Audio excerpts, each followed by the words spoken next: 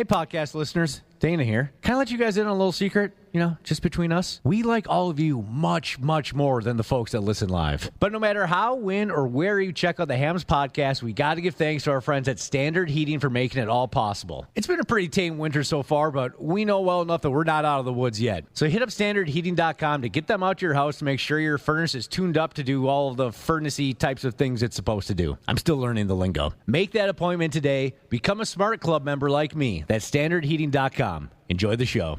The 93X Half-Assed Morning Show. 93.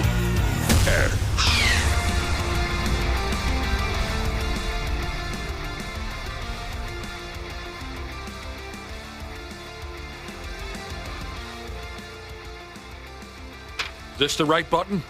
That's the one. Which one do I push? I think you nailed it. Cubby, are you there? I'm here. All right, here we are, falling ass Humbled. backwards. Right into our Wednesday broadcast here on the 93X Half-Assed Morning Show. You are humbled? I'm humbled a little bit. I just found out what Ashley really thinks about me. I had requested from our engineers a labeler. Labeler. Yeah, I have a new mixer, and I wanted to put some labels on it. You know how I set it all up good. And so I got a label here, and I'm working on some labels, and Ashley's like, is that a labeler? And I said, why, yes, it is.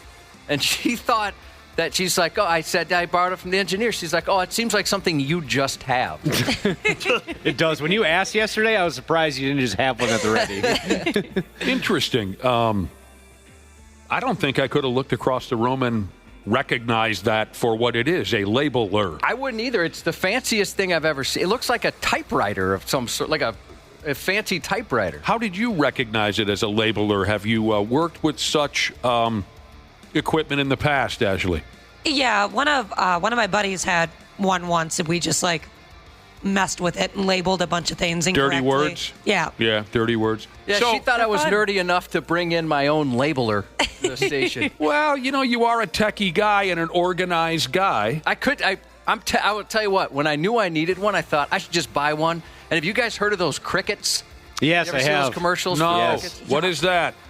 Ashley, how would you describe that?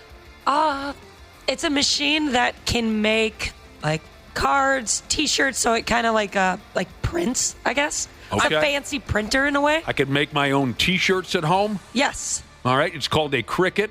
I'm sure you've seen it because they used to run late night commercials. It seems like they'd right or daytime television. Yeah, the ads are everywhere. Doesn't ring a bell. I'm being corrected by X-Ray Jesus saying it's a label maker, not a labeler. Okay, I apologize. Okay. All right. Ashley labeled me a nerd earlier, so she is a label maker as well. I wouldn't take it as an insult, Josh, because it does sort of fit what we know about you. I bet that thing was expensive. Oh, Doesn't yeah. that look fancy? I bet. I don't know. I guess I bet this is better than any equipment we have in the broadcast. Is that where all our money is going to? Going to label things? Going to label makers. So this is very cutting edge what we have in front of us here. This label maker. It looks that way. To me, it looks like you said, like a miniature typewriter. Yeah, looks like a little computer. So of some sort. you have a new soundboard and you want to make labels and you stick them on your soundboard to make sure that you so you don't go beyond certain levels and whatnot. Well, no, so I can route different things to this mixer. For example, like the music comes up, or the computer I play clips from, stuff like that. Okay. Microphones. So since you can route it, I've changed it a few times. So I just want to make sure, and now I think I got it where I like it. So one label says my microphone. One label says computer volume level, things like that. Essentially, yeah. It's fascinating, is what it is. So, but just the fact that Ashley recognized that just immediately when she walked in. Yeah, you could have given me all day. You could have given me all day, but I'm happy that you have a new label maker. Yeah, well, I have About to give time we got something new around here. I got to give it back immediately today. He it already doesn't told me. belong to you. Oh, no. The engineer said you got it for one day. I want that thing So back. then maybe you will go buy your own? It's tempting, but I don't have anything else to. Maybe at home I could label cereals because I put them in those containers. Oh, sure. You can label your leftovers. Throw out by this day. Wait, who am I talking to? Josh finishes the leftovers. Yeah, what are leftovers? Yeah, Josh sorry, doesn't see I the don't leftover he understand can't that term. finish. I mean, similar but different. me and a couple of buddies that I used to ice fish with on Lake Mille Lacs, we got so friggin' tired of derelicts joining us up there and then drinking all our beer.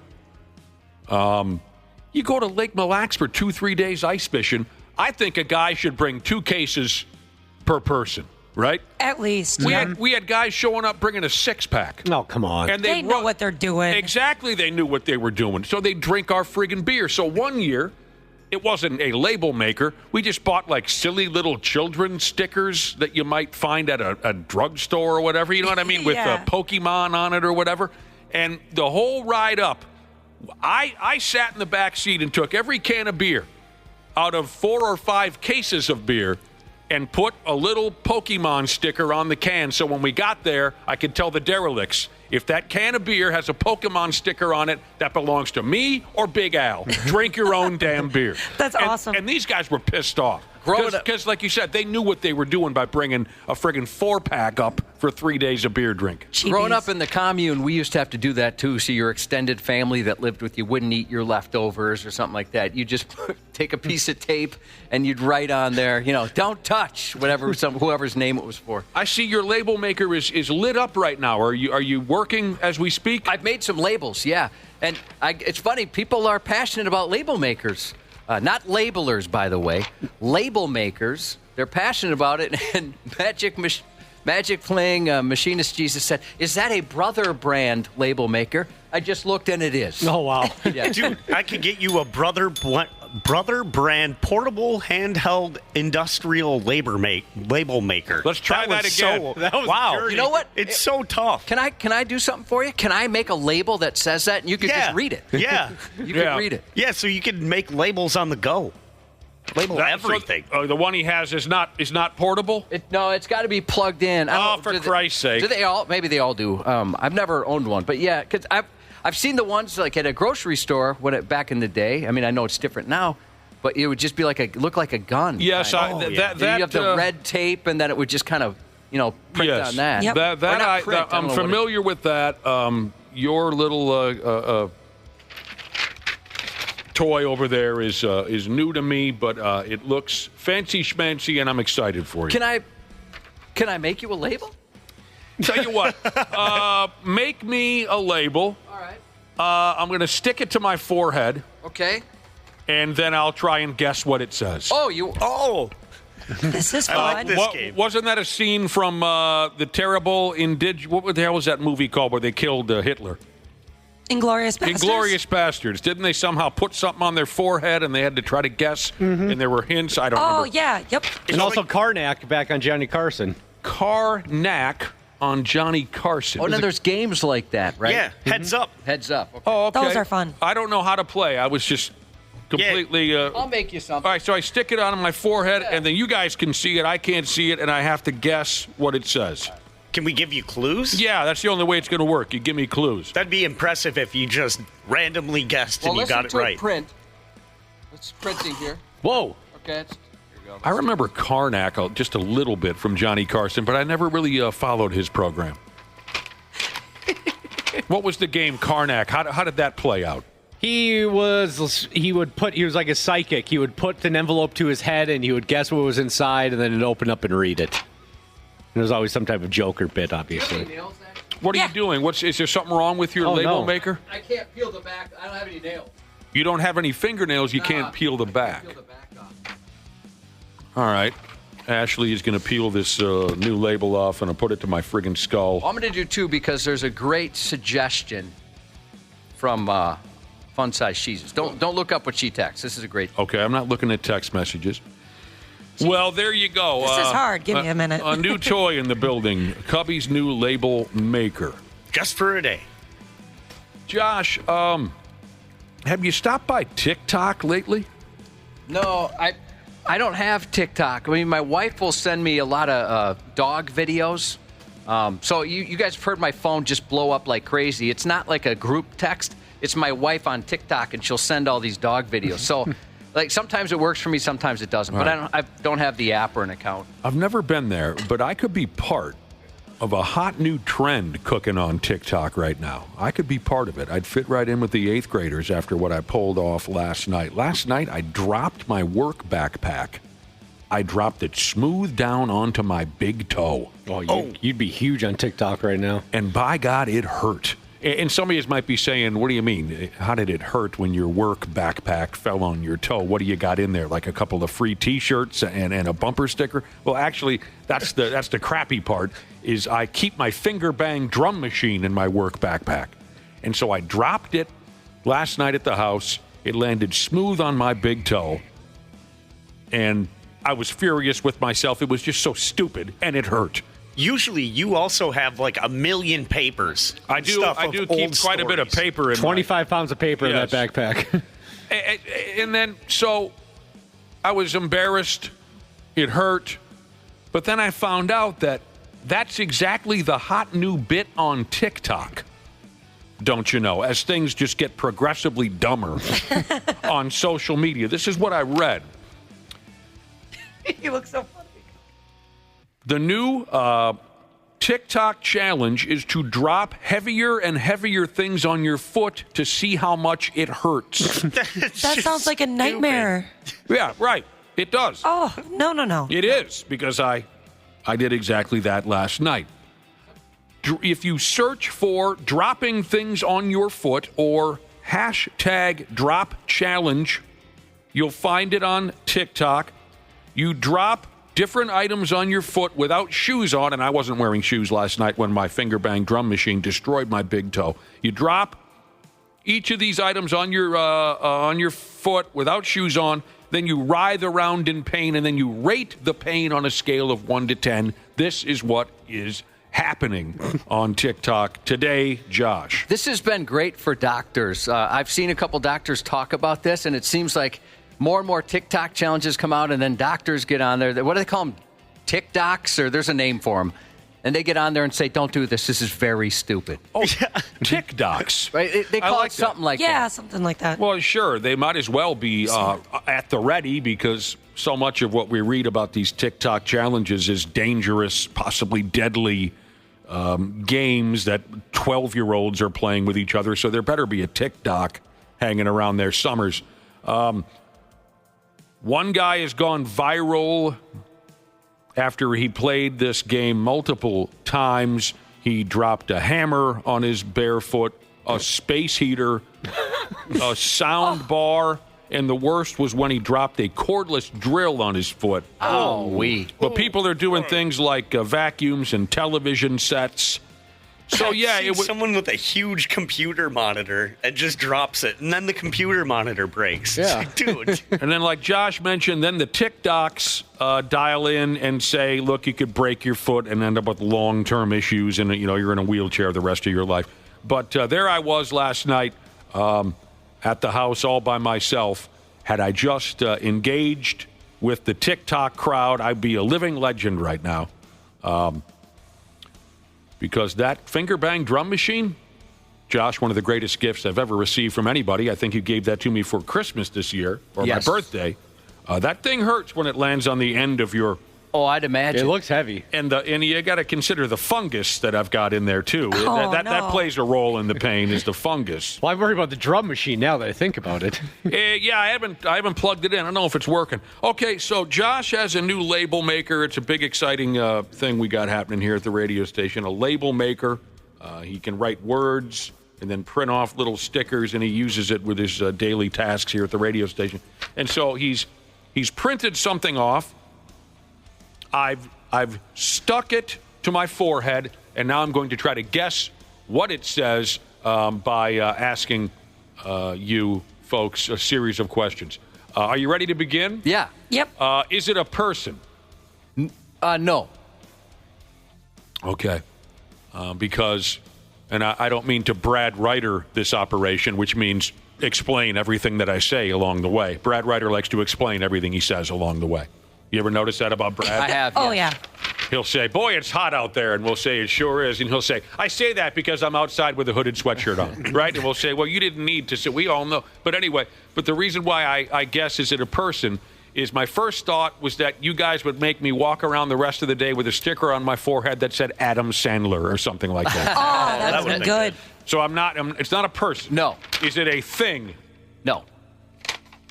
I feel like we're playing that 20 questions game. Yeah. Is it a dirty word? Nope. Surprisingly, no. Oh, can you see it? Ashley G chatted me. Oh, I was going to say, how the heck can you see that? Is it a number? Nope. Okay, I thought maybe you'd make me walk around with 69 on my forehead. No. I guess. Like the least favorite dude on every beer league softball team who has 69 on his jersey. I thought maybe you'd turn me into that guy. He's always the least popular guy on every beer league softball team, but he doesn't know it. That's so true. He doesn't know it. I'm not a person. I'm not a thing. Is it like, say, a song or a movie title to embarrass me that you've stuck to my forehead? No. All right, you guys. You want a hint? Give me some hints. It's then. an adjective, and it's how I would describe you, and also you could call it a fact. It's an adjective. It's how you would if somebody describe said me. One word about Nick, what would you say? So it's also a fact. Indisputable. It's not hung. I just thought hung would work as well, but that's not it. Maybe you printed off a label that says pimp. Good guess, but no. Maybe you printed off a label that says slut. No. It's not dirty. It's not dirty. No. It's the number one fact about you. I need another hint. You've definitely said it a couple times. This morning, I've said the Not word. this morning. Yeah, but you've described in yourself general. this way, too. Humble. That's like the opposite. You've made me a label. It's stuck to my forehead, and it says dickhead. Nope. It says Radio Jesus. No. I need more hints. It's very, very nice. It's very typical of Josh. He's being very sweet. You've printed off a sticker with your new label maker that says I love you. No. You might describe Albert Einstein this way, but just not. Got it. He's a lesser man than you. It says bald. No. It says genius. It says genius. Did you spell it correctly? I did. I did. Because I couldn't. I know. Well, that's the nicest thing anyone's ever stuck to my forehead. I've got one more. And All right, we'll I'm just gonna give take you this one one guess off. and then you look at it. I'm going to take this off and put it on my computer here so I always have it in front of me. Yeah. It'll keep my confidence up. Okay, another sticker is being placed to my forehead. And Now, this was a suggestion from Fun Size Cheeses. Okay, and what was the other hint you gave me just a second ago? You said something. You said I'm going to I said just take one guess. Take one guess. And then because this one is going to be very difficult for you. Okay, I'll just take one guess. The new sticker on my forehead says double genius. Because I've gotten even smarter between the last game we played. It does not. Why don't you take a look?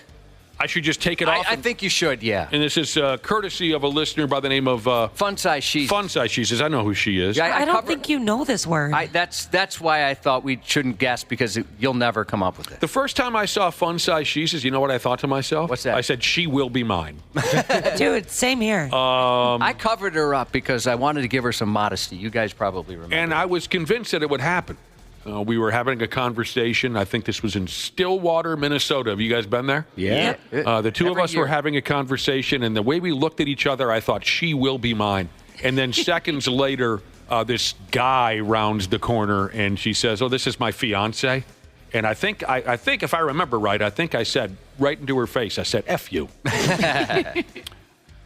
The word that Fun Size Cheeses selected for me to be stuck on my forehead with Josh's new label maker. The word is magami. No. Ashley, you're going to have to tell them two things. One, what the word is, and two, what it means. Maganami. The word is monogamy. Monogamy. Yeah. And it means you stay loyal to one person, like your wife. What does it really mean?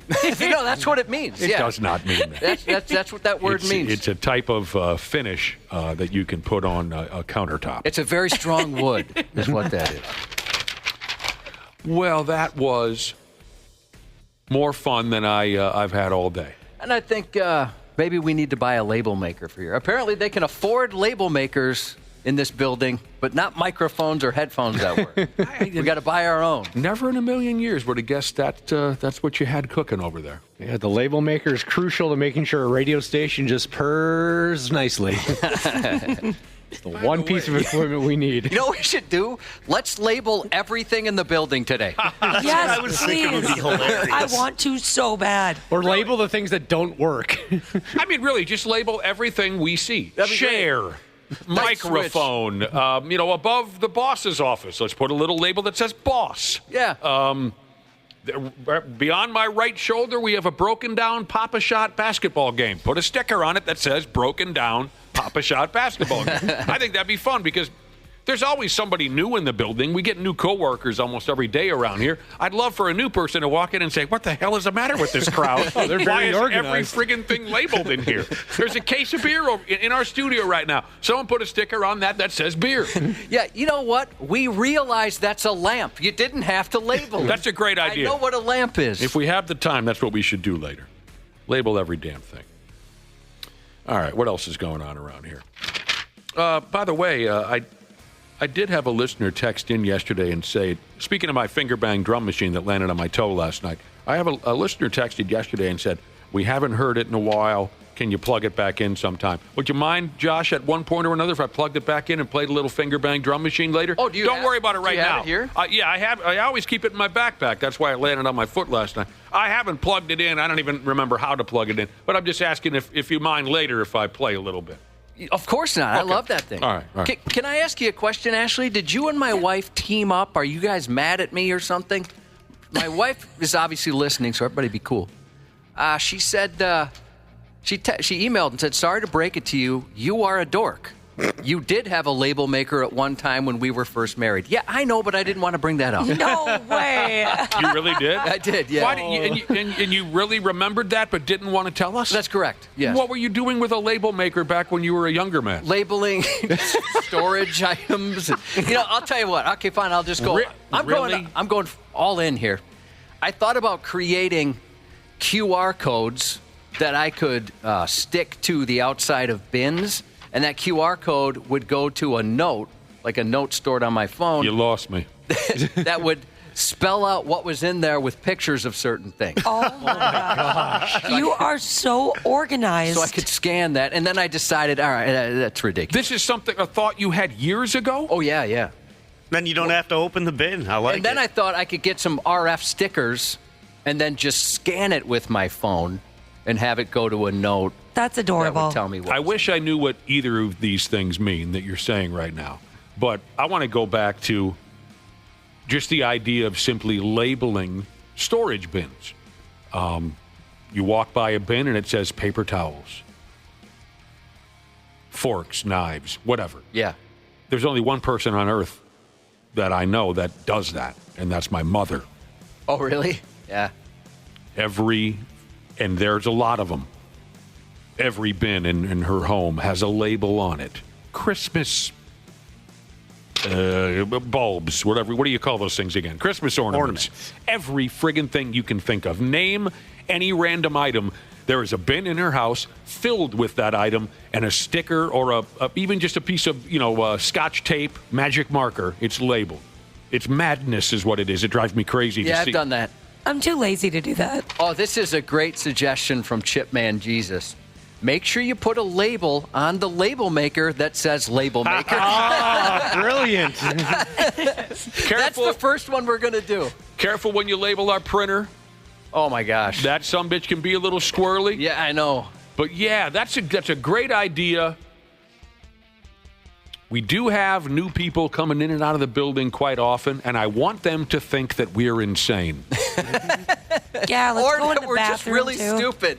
We forget the names of everything. We have to write it on. Yeah, and then that's great. So years ago, you thought, I'm going to take a Saturday afternoon with my label maker, and I will label every storage box I have in the house. You considered it at least. And then this weird QR code, I don't even know what that means, but you are that guy, Josh. Yeah. You didn't want to be that guy at the beginning of this conversation, but we already knew you were that guy. I'm definitely that guy. Yeah. Do you guys, your clothes, do you put them in rainbow order No. when you hang them? Oh, yeah, I do. No, I used to. What? Yeah, I do that. No, you do not. I do. So if I have like 3 colors that I wear, so it's relatively Yeah, easy. exactly. You organize your clothing by color. I do, yeah. And Dana, you do the same thing? Mm-hmm.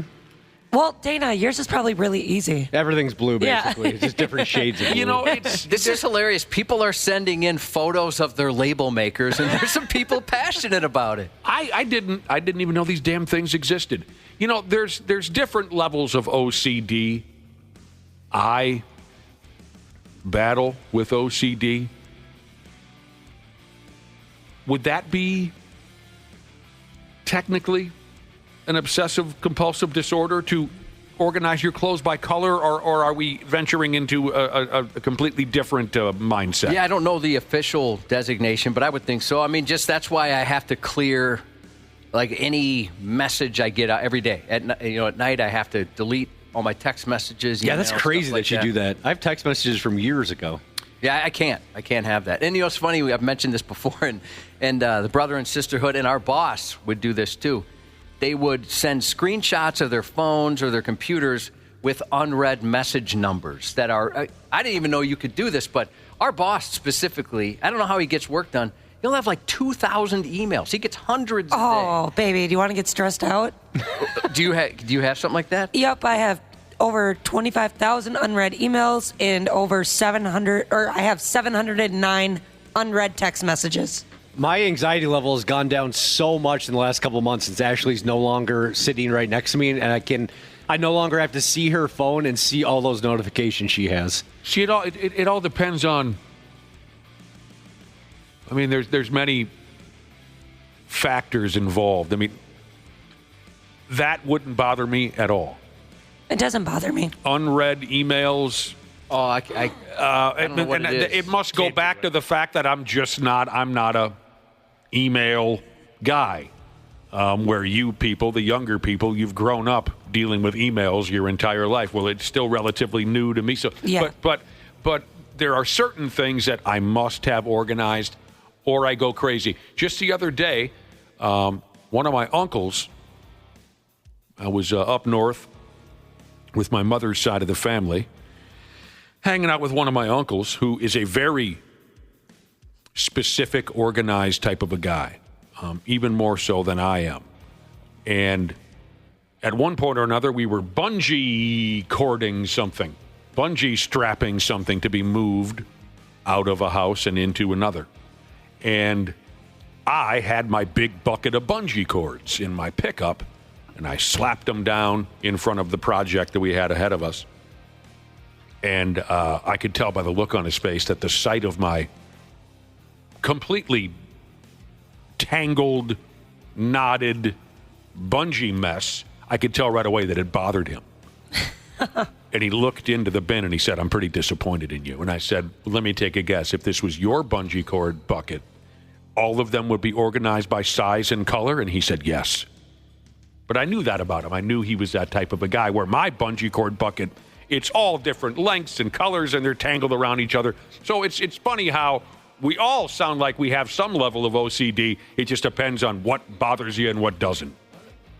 One of the best compliments I ever received, and the most pride I ever felt, came from a contractor working on my house. Did you know that happens every once in a while? Fixing some stuff. No way. And he pulled me aside. He said, "I got to say, your garage and your utility room are what they're supposed to look like because of the organization and stuff like that." Yeah, that's a good feeling. Yeah, it is, but it also says, maybe I got to relax a little bit. Local 34 Jesus texted in and asked if I want to see his laminator. It's pretty neat. I do. A laminator would be fun, too. A laminator? Let's laminate some labels. I think a part of the reason why I try not to care so much about unread emails or the organization of my garage is because I grew up and my mom was very organized.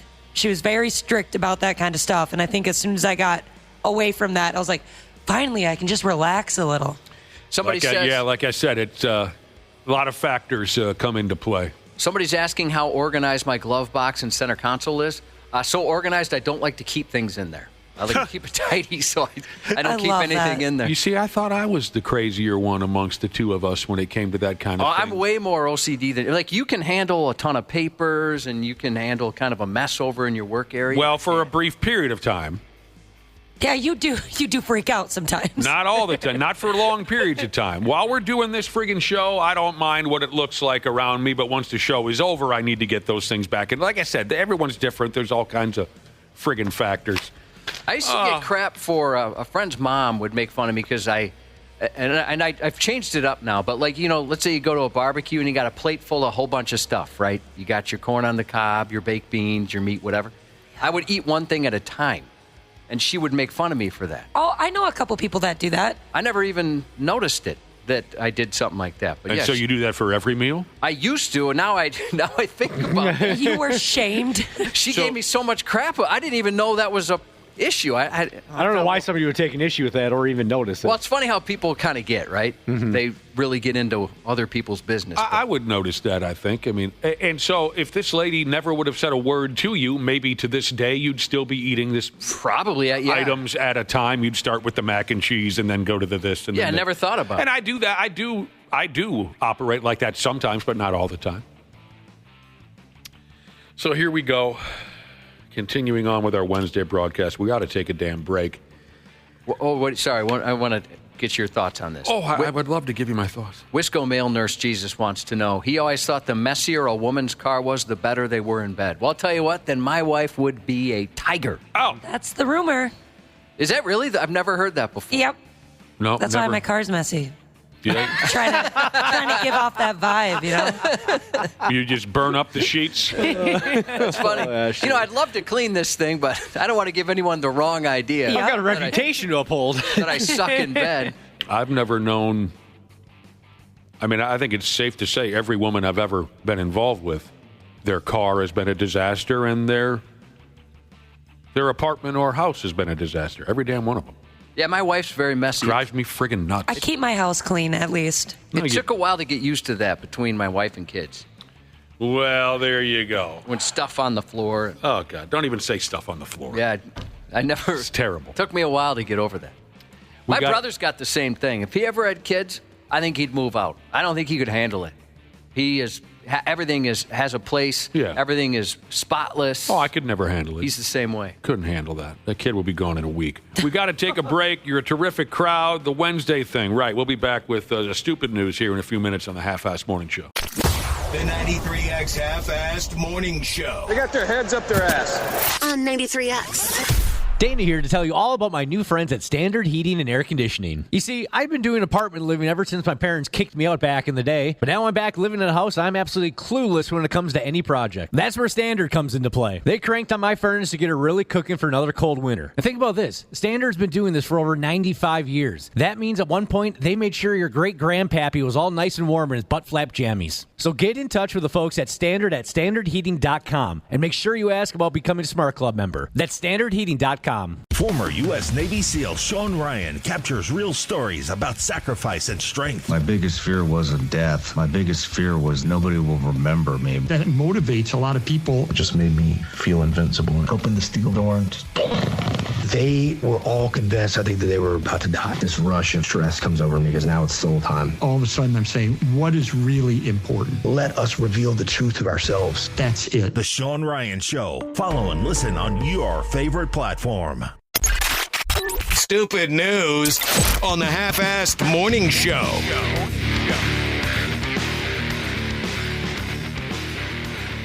All right, how about this jag-off for starters?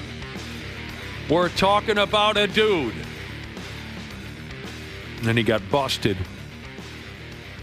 He got caught at an airport in Colombia wearing what they call here a Narco wig, which means a fake effing hairpiece with illegal drugs stashed up under. A Narco wig. Had you heard that term before today, Josh? I hadn't heard that until this story, but it's pretty funny. Yeah, it is. And by the way, not convincing. Although I'm not good at picking out wigs, where other people say, oh, that's an obvious wig.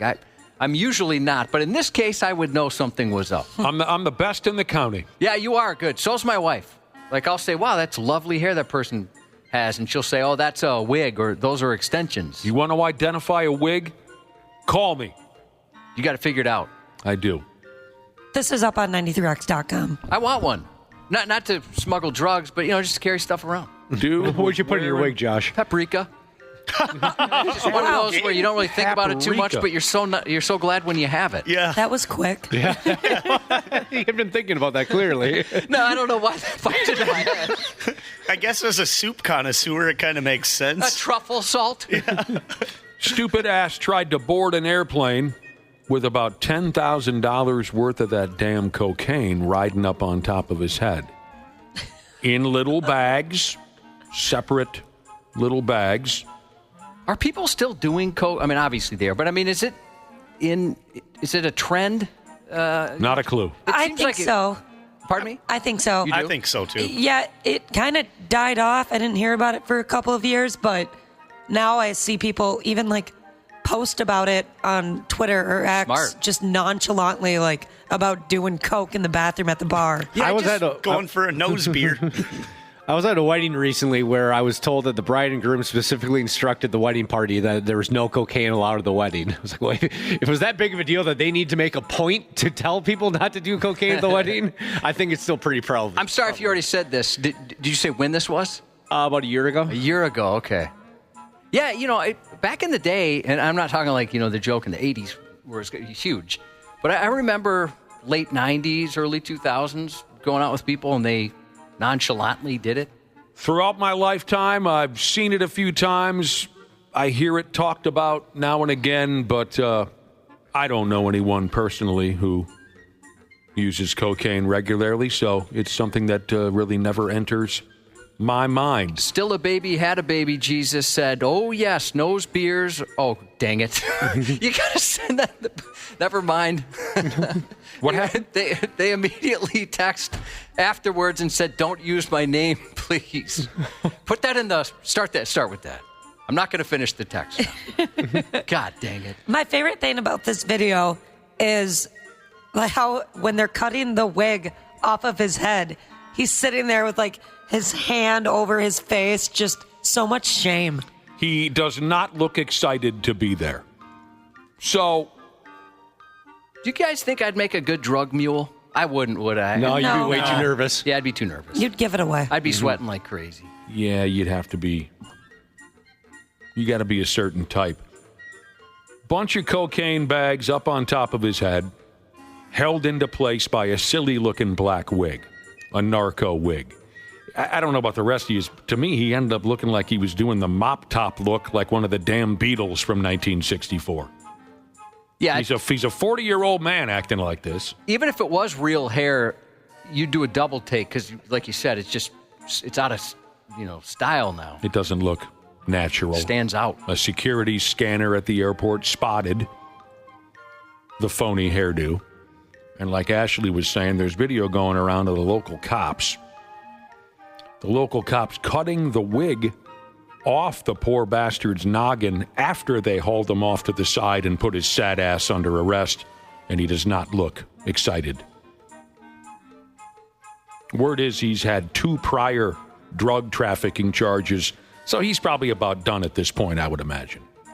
Here's a person that works in an ER said that, the danger with cocaine is it's cut with fentanyl now, Mm-hmm.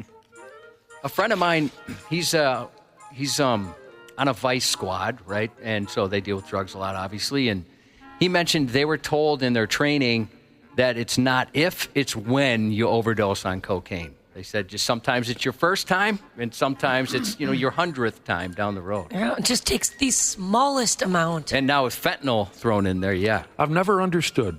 Never understood drugs in general. I just... beer has always done enough for me. As you know, I haven't. I've never even tried CBD, But an upper seems like that would make more sense versus something that kind of chill. I suppose if you're kind of constantly, running at 100 miles an hour, it might be one thing, but... You kind of got to balance it out. I'd like the boost, I would think. Take an upper with a little bit of a downer. Then you're sitting pretty. I don't get it. Thank you, Dr. Ashley. Whenever we have to endure one of these stupid English stories, it always makes me think of that scene from the Naked Gun motion picture from 1988 where Lieutenant Frank Drebin says, "Protecting the Queen's safety is a task that is gladly accepted by police squad. No matter how silly the idea of having a queen might be to us, as Americans, we must be gracious and considerate hosts." And soon after that, he had to take a mega piss. He sure did. That was embarrassing. In case you haven't seen the movie, the next scene, he has to go potty. You pass gas a little bit, too. Yeah. So here's the deal. 3 clowns were in court Monday in England. They've been accused of snatching an 18-karat gold toilet. Sweet. Good find. That had been on display as a piece of art at an exhibit, if you follow what I'm saying out loud. Yes, it was a fully functioning golden toilet, but it was also a piece of art. Stupid, but true. Just like any silly piece of art, it had a title, and this golden toilet was called America. It was created by an Italian artist by the name of something or another. Was he trying to start trouble? Yeah, what does he mean by this? This sounds familiar. Have we heard of the golden toilet? Yeah, definitely. Was he trying to start a fight? Probably. The Italians are trying to fight with us now? Well, that Italian. If you have any interest in seeing this golden toilet, it's on 93x.com. It's beautiful. It is. The toilet, like I said, apparently for real made of gold, was on display summers there in England at the birthplace of former British Prime Minister Winston Churchill. Now, as much as I like to talk trash about the English, Winston Churchill was a cold-blooded pimp who I have a lot of respect for. He was the boss over there in England during World War II, and he more or less told Hitler to kiss his fat ass. I love learning about World War II, and I watch every movie and documentary I can get my hands on. Even when London was getting the doors blown off the joint by the Nazis, Churchill was all like, what, are we supposed to be scared or something? Blow me. Well, I know your distaste for the English, but I read a lot of special forces, spy novels and things like that. That's kind of my favorite thing. Right now I'm going through everything Brad Thor's ever written, right? That's my thing. Brad Thor. Yeah, he's awesome. He's one of my favorites, Brad Thor. So they talk about in these books that England is our biggest ally being a badass against terrorism. If that makes you feel any better, like they're pretty good at it. But not terrorism, but fighting terrorism. Churchill was all like, I'm going to call America, and we're going to knock your little D in the dirt. Right after I finish these here drinks. He liked his liquor. Sure. Which I think was part of what made him a great leader. A couple of fingers or something at the end of the day. Why not? Churchill said, we shall go on to the end. We shall fight in France. We shall fight over the seas and oceans. We shall fight with growing confidence and growing strength in the air. We shall defend our island, whatever the cost may be. Did he know how to smile? Have you ever seen a picture? I don't think so. It's always a grimace. Yep. It's always like, you know what, I'm mad at you. We shall fight on the beaches. We shall fight on the landing grounds. We shall fight in the fields and in the streets. We shall fight in the hills. We will never surrender. And you can look that up. That's almost a perfect rendition. He did that so well that Iron Maiden made that speech part of their live concert intro right before they launched into the legendary song Aces High. So anyway, some dork stole a golden toilet. And now they're in court.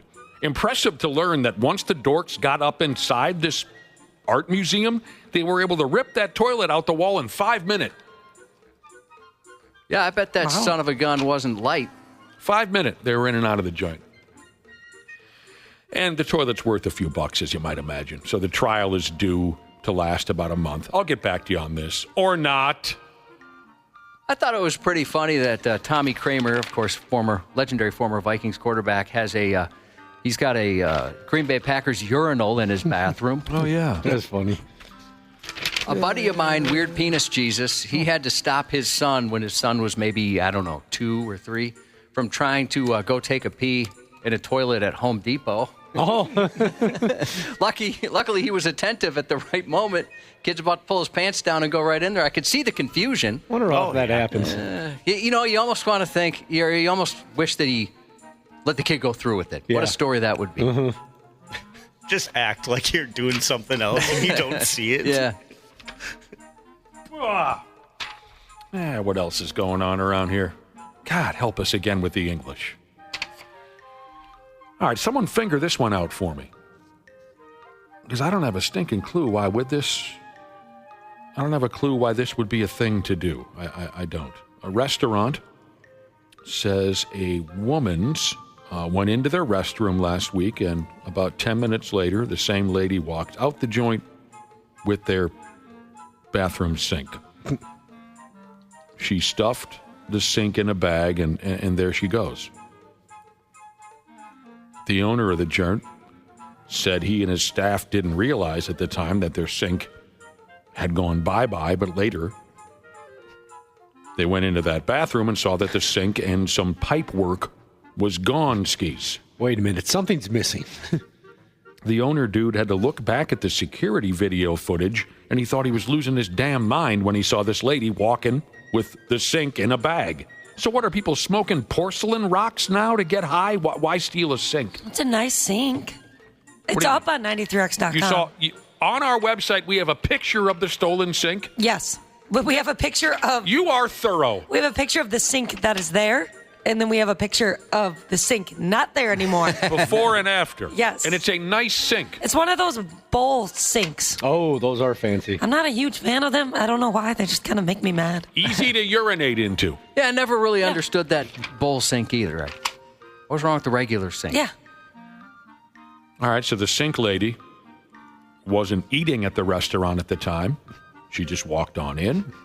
She went straight to the head, effed around for a few minutes, and walked out with the sink. The owner says it wasn't expensive. It only is going to cost him about $200 English to replace, which he says makes it even more strange that someone went to all that trouble to take it. It would have been funnier if she had been eating there.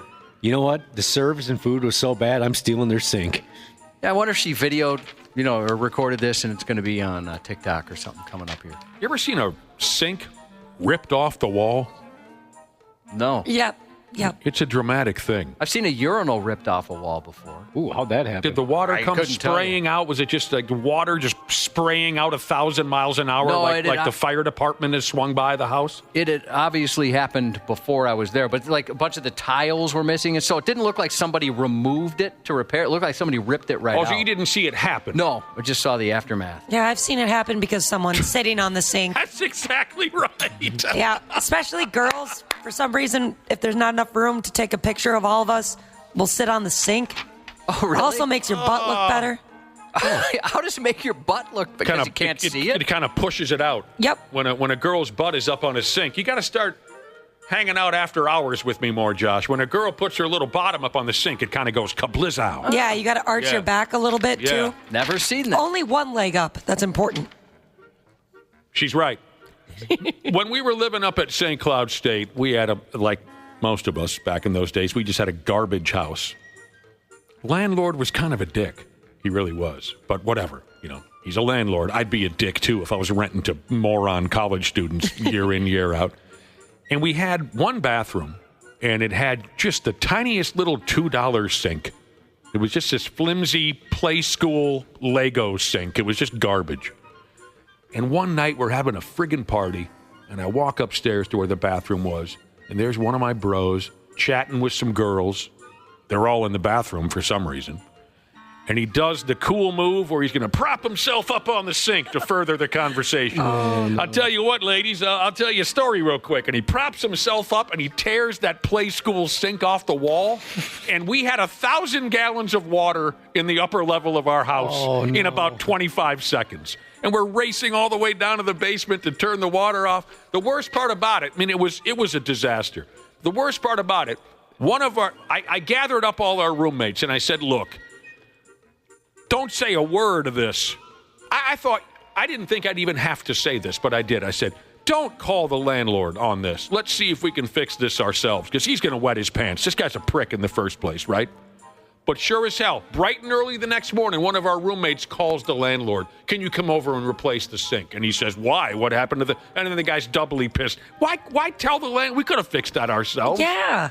Oh, I'd be so mad. Next morning, we're all hungover. Here's dickhead landlord with his tool belt on, walking around, hollering at all of us. Who called that son of a bitch?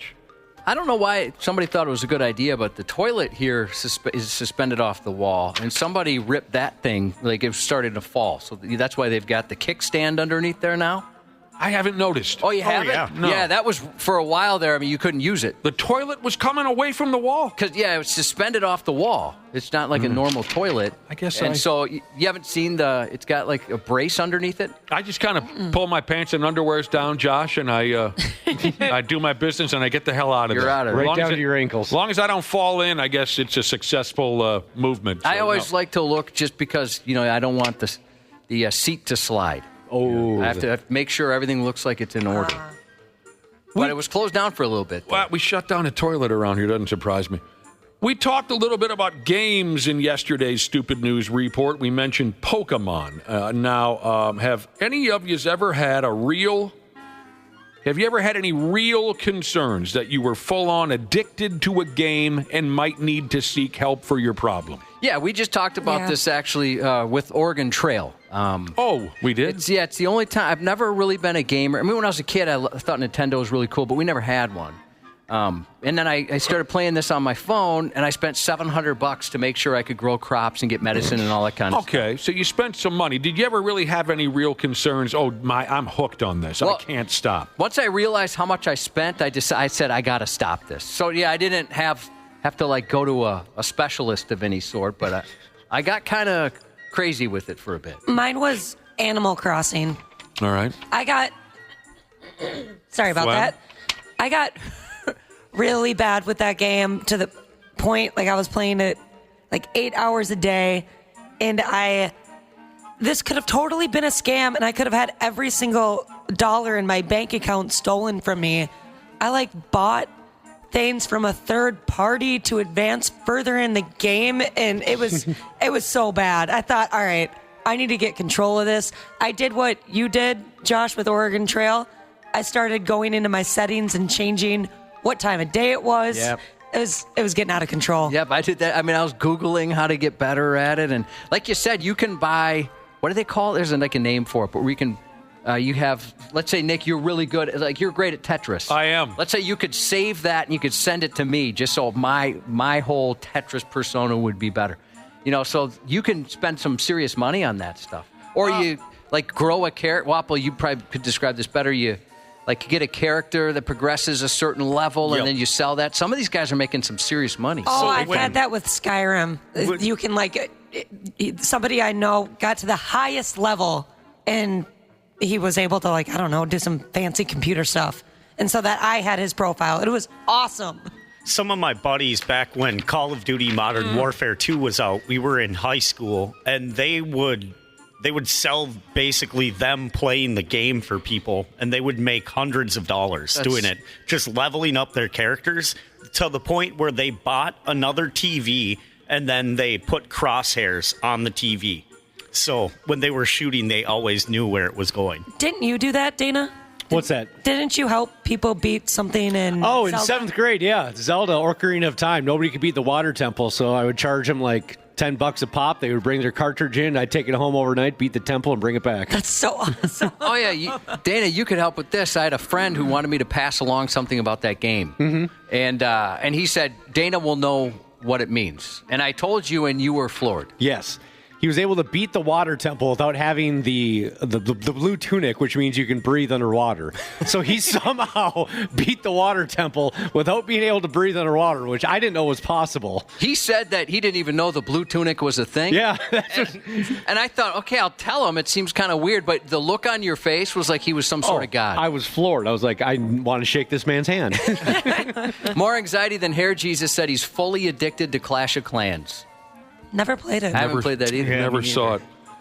Did someone say something about a video game called Skyrim? Yeah, me. A guy I grew up with was hired to work on that game. No way. That's right. He got a Skyrim job. Anyway. I knew that was going to be a rim job joke. Man, and I got fell for it. so excited. I knew it. I was so pumped. By damn. Hook, line, and sinker. Here's a lady who just won a big payout in court after she got hooked on something called Candy Crush. My wife cheated on me with Candy Crush. She spent all her time with Candy Crush when she was really into that. Yeah, people have gotten very sunk into that game. She still plays, but not like, I mean, honestly, anytime she wasn't at work, she was playing Candy Crush. This she might left have us. This might have been fake, but I saw a couple days ago somebody was able to finish Candy Crush, which I didn't think was possible, but because of how much they've played over the years, they finally finished it. That's impressive. This gal was hooked on Candy Crush, and she just won a bunch of money in court over the deal. Now, this here story also comes from England. I don't know what I've done to deserve this, but I'm going to go ahead anyway. Says here, the gal got hooked. She couldn't effing stop. The story says Candy Crush was like a gateway drug for her, and it led her to start relentlessly fingering virtual slot machines, too. So, according to the story, she's a full-on junkie. A court just ruled that none of this was her fault. The court blamed her doctor for all of her problems, which sounds effing ridiculous to me, but let me give you the rest of the spiel. Here's how it all played out. A few weeks before she started up on that Candy Crush, she saw a doctor complaining about restless leg syndrome. They put her on a medication called ropinirole. Ropinirole can help people with restless leg syndrome, but it also mimics the effects of dopamine, which is also called the feel-good hormone. Now, one of the side effects of ropinirole is that it can make you more impulsive. Her doctor didn't warn her about that, so the court ruled that ropinirole was the reason she got hooked on Candy Crush and awarded her $215,000 in damages. Wow. Okay. F me running sideways. What a scam. That's crazy because, that's just giving people an idea. I'm going to go do that exact thing. She is not at fault. Her doctor and the medication prescribed to her made her crazy, made her impulsive, and made her dependent on Candy Crush and, how did I say it a minute ago, virtual slot machines. $215,000. How do you even come up with thinking to sue over something like that? Yeah. I don't know, dude. I wonder what the statute of limitations is, because I want to sue for that Oregon. I want my $700 back. That's a lot of money. Obviously, it's not my fault. No. Help me blame somebody for that. It's not your fault. All right, before we get out of here, the Florida Man Games is back for its second annual installment, coming up this Saturday. You want to hear about it? I love this stuff.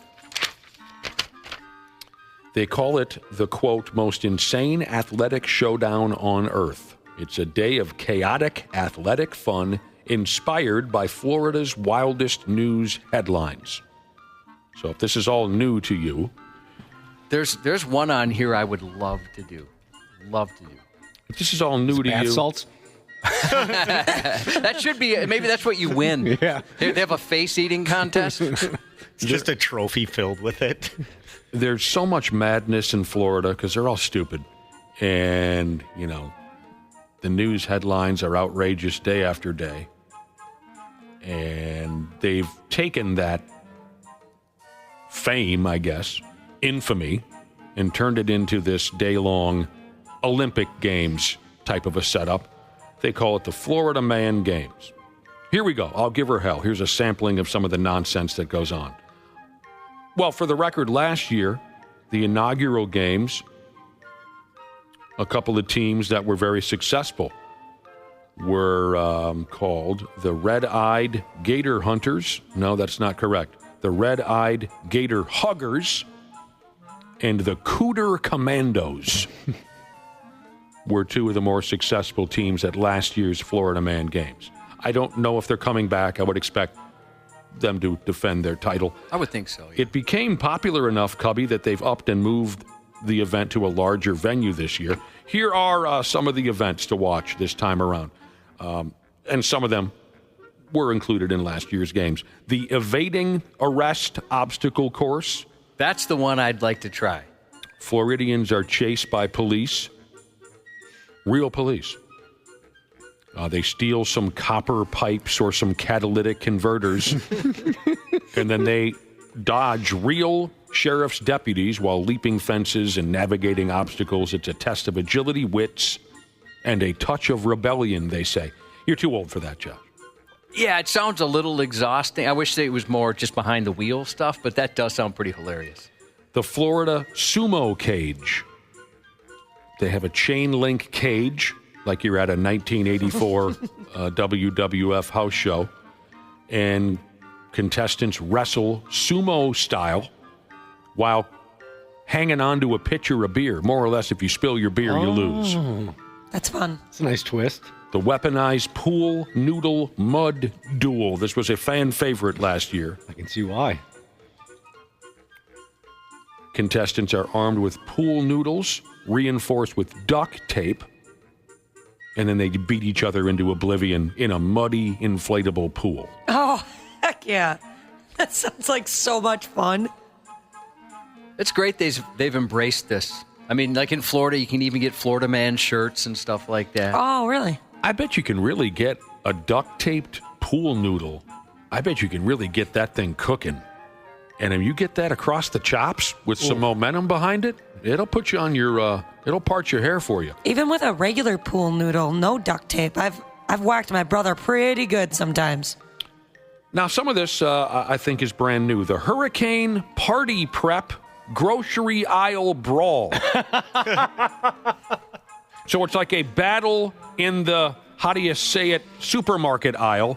Teams battle against each other to snag supplies in a simulated supermarket fight. That's funny. So picture a couple of Floridians wrestling over the last case of water as a hurricane is approaching.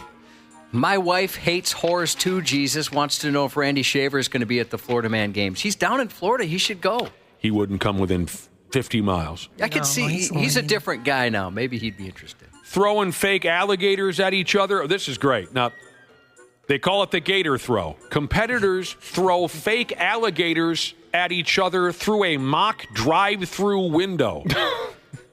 What? Fair enough. There's going to be a pro wrestling show featuring WWE superstar Matt Riddle.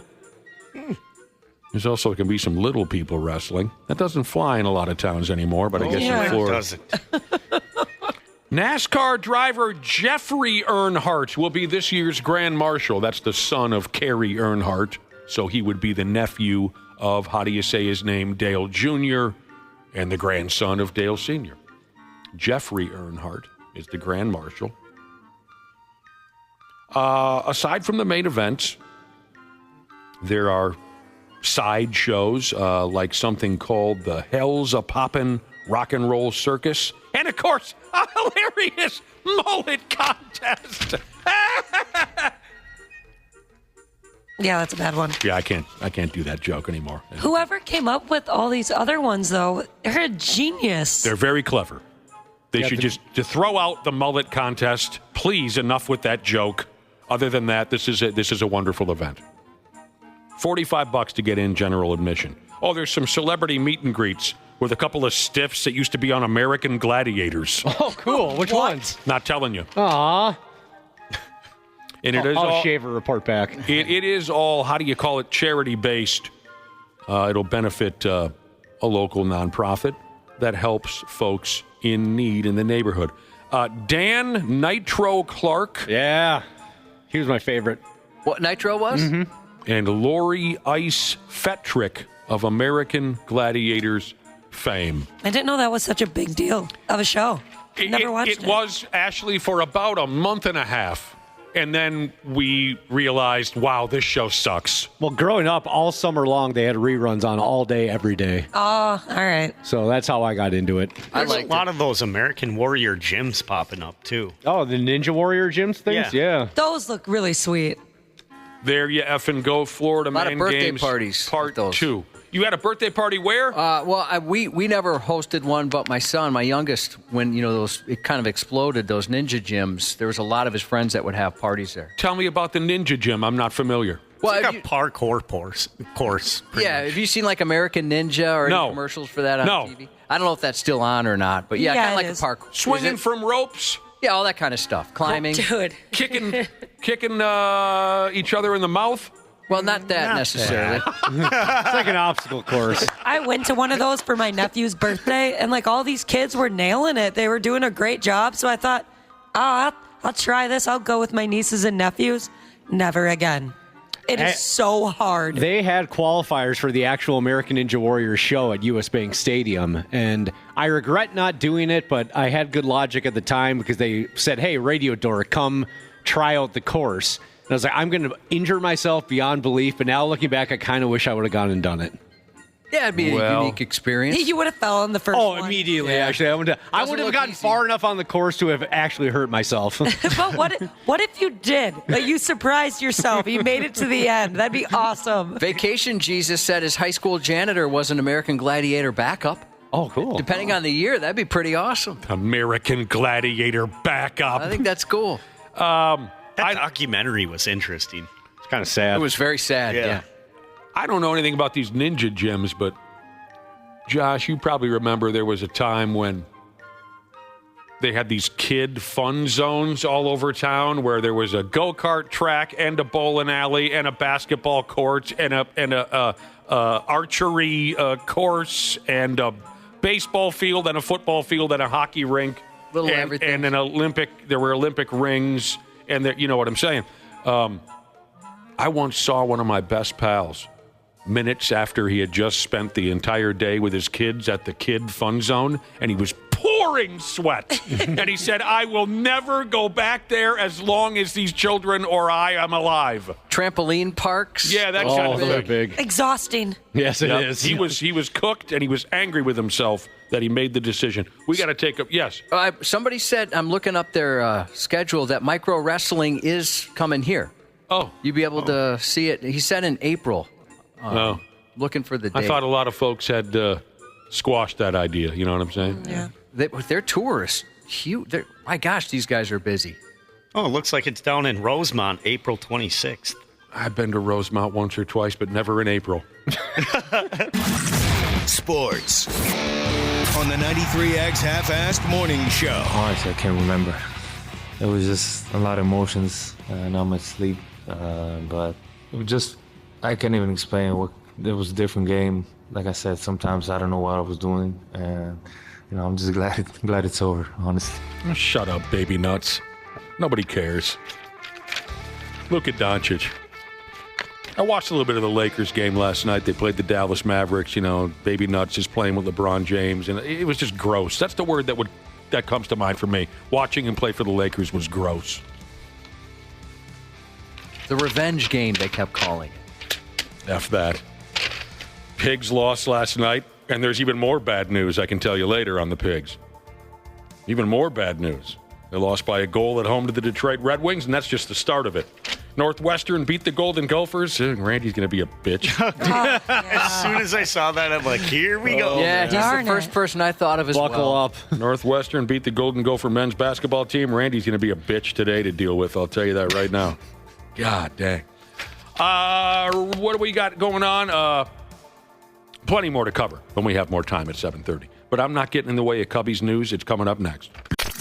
The 93X Half-Assed Morning Show. They got their heads up their ass. On 93X. Dana here to tell you all about my new friends at Standard Heating and Air Conditioning. You see, I've been doing apartment living ever since my parents kicked me out back in the day, but now I'm back living in a house. I'm absolutely clueless when it comes to any project. That's where Standard comes into play. They cranked on my furnace to get it really cooking for another cold winter. And think about this. Standard's been doing this for over 95 years. That means at one point, they made sure your great-grandpappy was all nice and warm in his butt-flap jammies. So get in touch with the folks at standardheating.com and make sure you ask about becoming a Smart Club member. That's standardheating.com. YouTube personality Benny Johnson has cracked the code on a new era of newsmaking. Very controversial, very strong opinions. A person who speaks truth fearlessly, breaking for nobody. It's a new cultural landscape. We're not trying to politicize this. People are primed now, and forgive me, dude, it is what it is. Here's what's going on in your country, bro. The Benny Show. Get ready if this is something that you needed to put a little pep in your step. No? Yeah? Okay. Follow and listen on your favorite platform. Half-Assed Morning Show. 93X. They called us again. What did I do? I don't know. What happened? I was just walking. You didn't talk to anybody? You want to bet? A 35-year-old Florida man's antics with a Chucky doll were creepy enough to get him arrested last week in Surfside. People called it disturbing, but in a pleasant surprise, it wasn't sexual. According to police, Rit Arias was out and about Thursday, enthusiastically waving around the notorious pint-sized horror icon, scaring unsuspecting bystanders. Apparently, the patrons of Grove Kosher Market weren't in the mood for a surprise horror movie reenactment and called the cops. We have people calling, and you really have no reason to be in the area. I understand that. Go on your way and don't cause another issue. Arias, who's no stranger with run-ins with the law, had already been warned to stop scaring people with the tiny knife-wielding demon doll. But like any classic horror villain, just when you thought he was done, he returned for more. Hi, I'm Chucky. Wanna play? Officers seized the Chucky doll and booked him on misdemeanor charge of disorderly conduct and breach of peace. So he's just swinging the doll around a grocery store or whatever? Yeah, like outside of a grocery store, threatening people. Ah, look out, here we go. Dude, that would be so terrifying. He's gonna get you. This is up on 93x.com, too. What the hell is wrong with this guy? That would be very unsettling. And the best is she's like, what did I do? Why are you messing with me? A 44-year-old North Carolina woman kicked the crap out of a Family Dollar worker who tried to stop her from stealing toilet paper.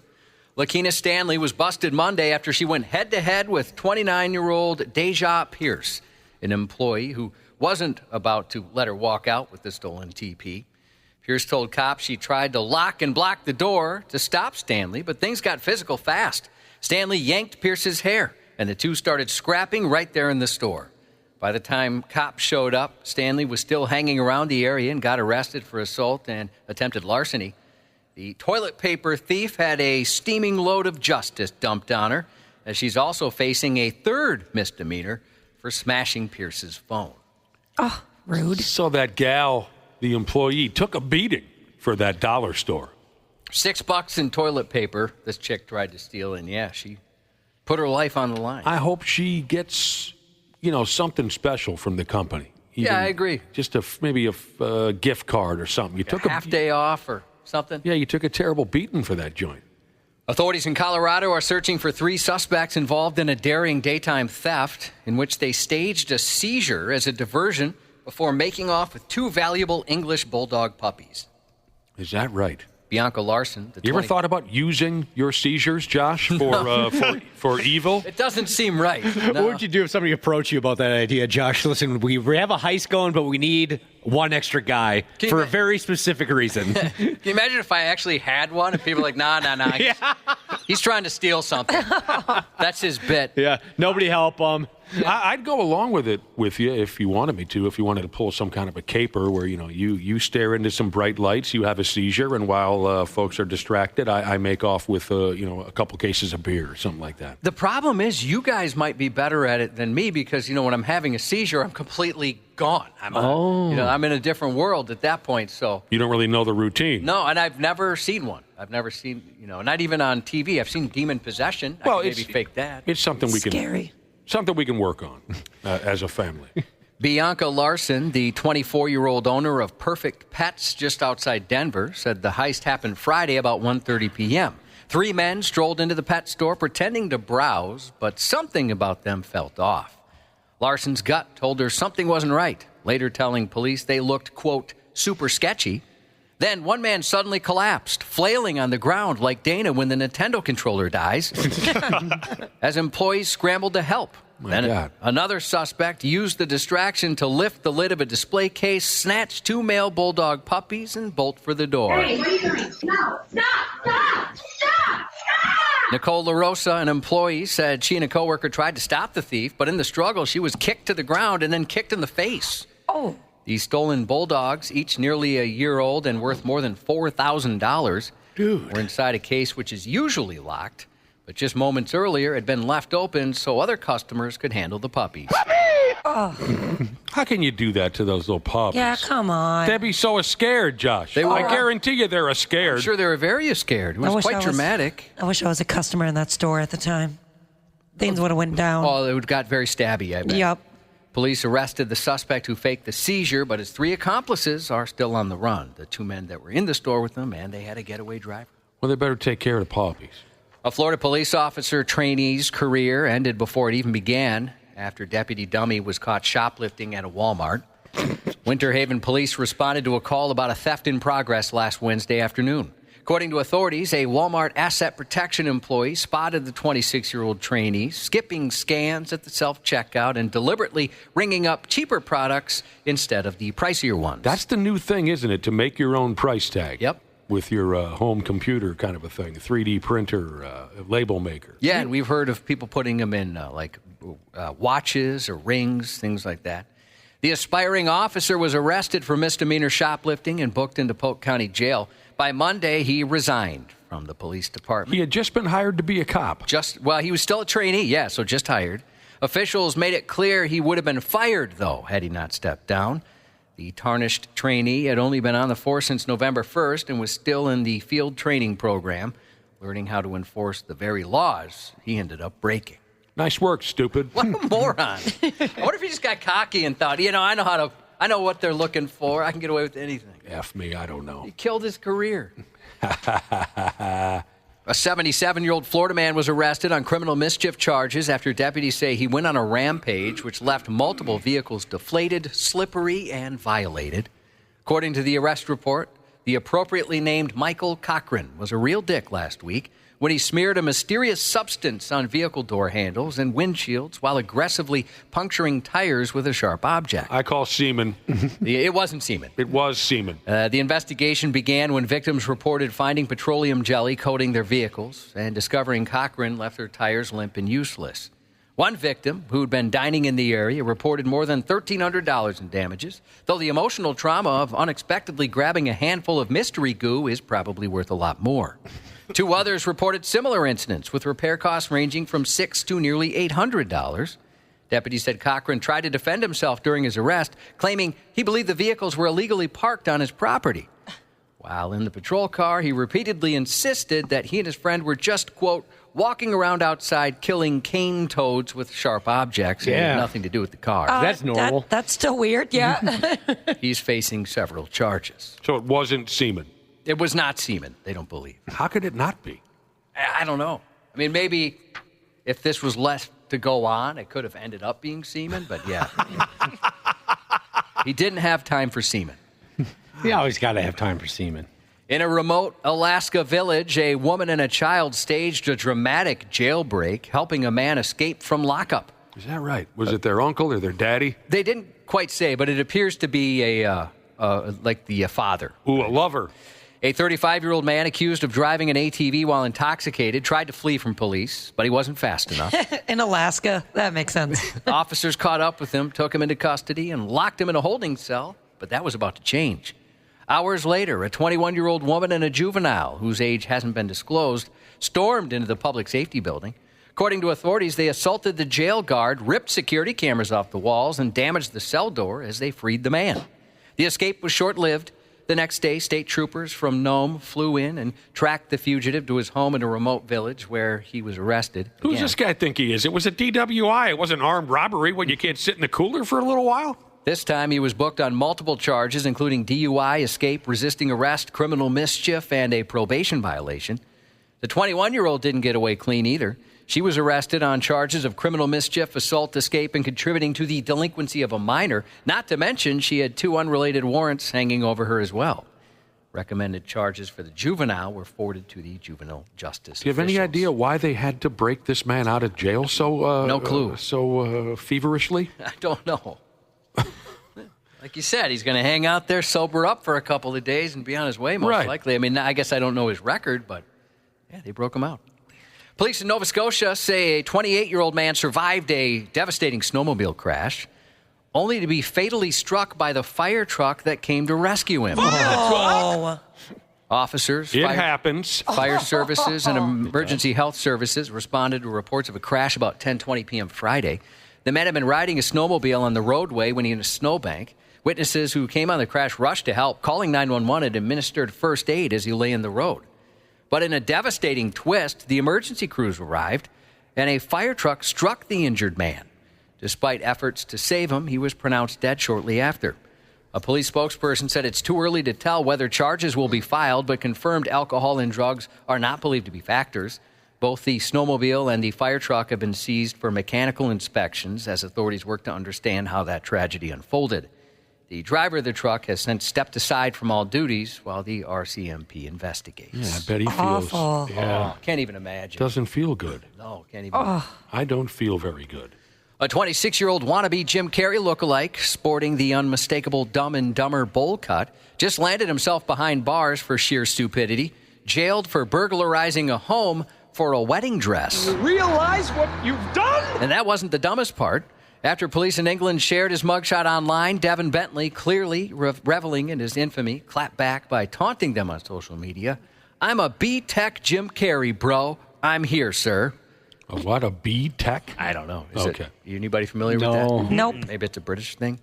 Jim Carrey sported the same tragic hairstyle as Lloyd Christmas in the 1994 comedy, where he and his equally clueless buddy, played by Jeff Daniels, embarked on a road trip full of idiotic hijinks. When Bentley's mugshot hit the internet, social media users immediately made the connection. Police say Bentley broke in through a garage door and made off with an eclectic mix of stolen goods. Among them was the wedding dress, which apparently he was after. But he also took medication, ornaments, a model racing car, a suitcase, and 2 coats. The crime was dumb, but bragging about it online was dumber. Now Bentley has 3.5 years behind bars. Well, that's what you get, son. Gotta be careful now. A new album called Is This What We Want features a stellar list of more than 1,000 musicians. And like the most odoriferous of flatulence, it's completely silent. With contributions from artists including Kate Bush, Annie Lennox, and Cat Stevens, the album was released to protest proposed changes to artificial intelligence laws that they fear will erode their creative control. Here's a clip. The UK government... I think I've heard that before. Have you? That's the whole album. That's a cover. That's every single song on the album. Banger. The UK government is consulting on whether to let tech firms use copyrighted materials to help train AI models, unless creators explicitly opt out. Critics fear it'll make it harder for artists to retain control of their work and undermine Britain's creative industries. The protest album features recordings of empty studios and performance spaces to show what they fear will be the fate of creative venues if the plan goes through. The titles of all the 12 tracks spell out, the British government must not legalize music theft to benefit AI companies. Elton John and Paul McCartney are among those who've spoken out against the plan. Profits will be donated to the musicians' charity Help Musicians. In other music news, members of Justin Timberlake's band brought their love of music to a Chaska middle school prior to their concert at the X Monday night. Especially right now with music getting shut down in the schools, it's really important to make sure that these programs stay alive. It's more than just about becoming a professional. It's about getting a creative mindset of the youth and how to be able to use that and throughout your life and your emotional expression and all sorts of creative ways and outlets. The band has been making similar stops at schools throughout the tour, hoping to call attention to the importance of music education. Kids, special announcement today. We've got Justin Timberlake band. Yeah, you know what? I bet they still thought it was cool. I'm sure they did. But I'm with you. They were probably hoping Justin Timberlake would pop in there. Great news for Shoresy fans. Woo. Season 4 is now streaming on Hulu. This season explores Shoresy's life after hockey, the Sudbury Blueberry Bulldogs navigating the distractions of summer. Much to Nick's displeasure, the series has already been renewed for a 5th season. Production slated to begin later this spring. I know, Dana, you are very, very pumped. I'm very excited, yes. Oh, he's wearing a shirt about it. Are you serious? Yeah. Cute. Happy birthday to the wonderful Snot Rocket Jesus from your friends here at 93X. She is wonderful. She is. Mm-hmm. And your husband, Swingin' D Hammer Jesus. Happy birthday to Brian from Hatch Daddy Jesus. Maddox is turning the big 04 today. Happy birthday to you from Dad, Police Car Building Jesus. Happy birthday to Savage Locator Jesus from your smoking hot wife, Mater Tot Jesus.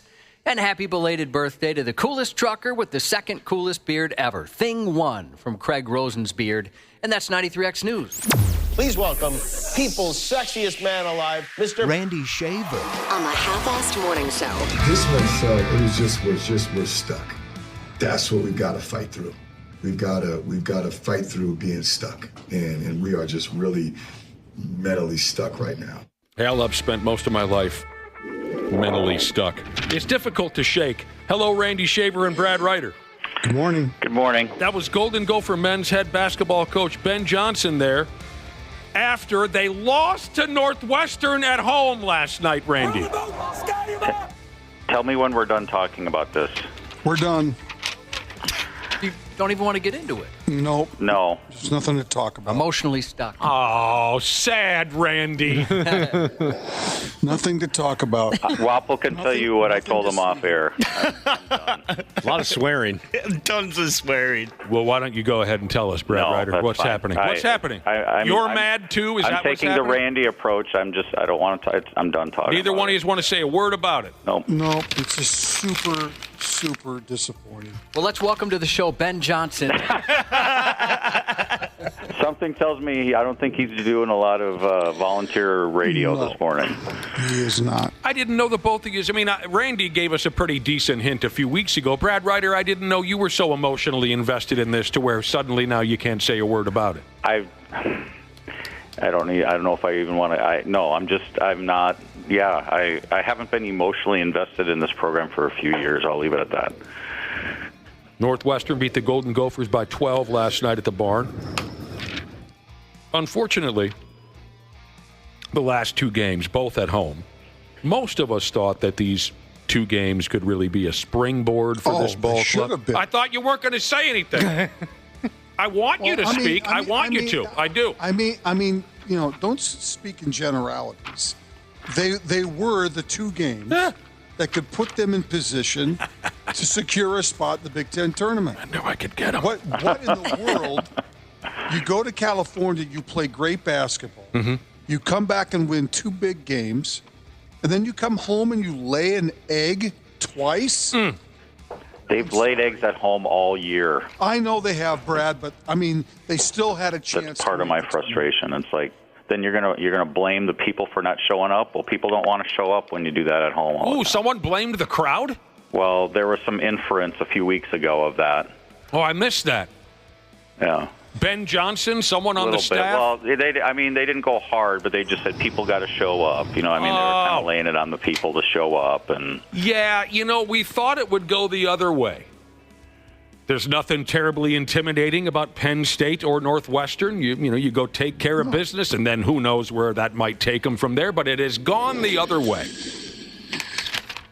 And it's frustrating, Josh. I just don't know how much longer the University of Minnesota will stick with the plan.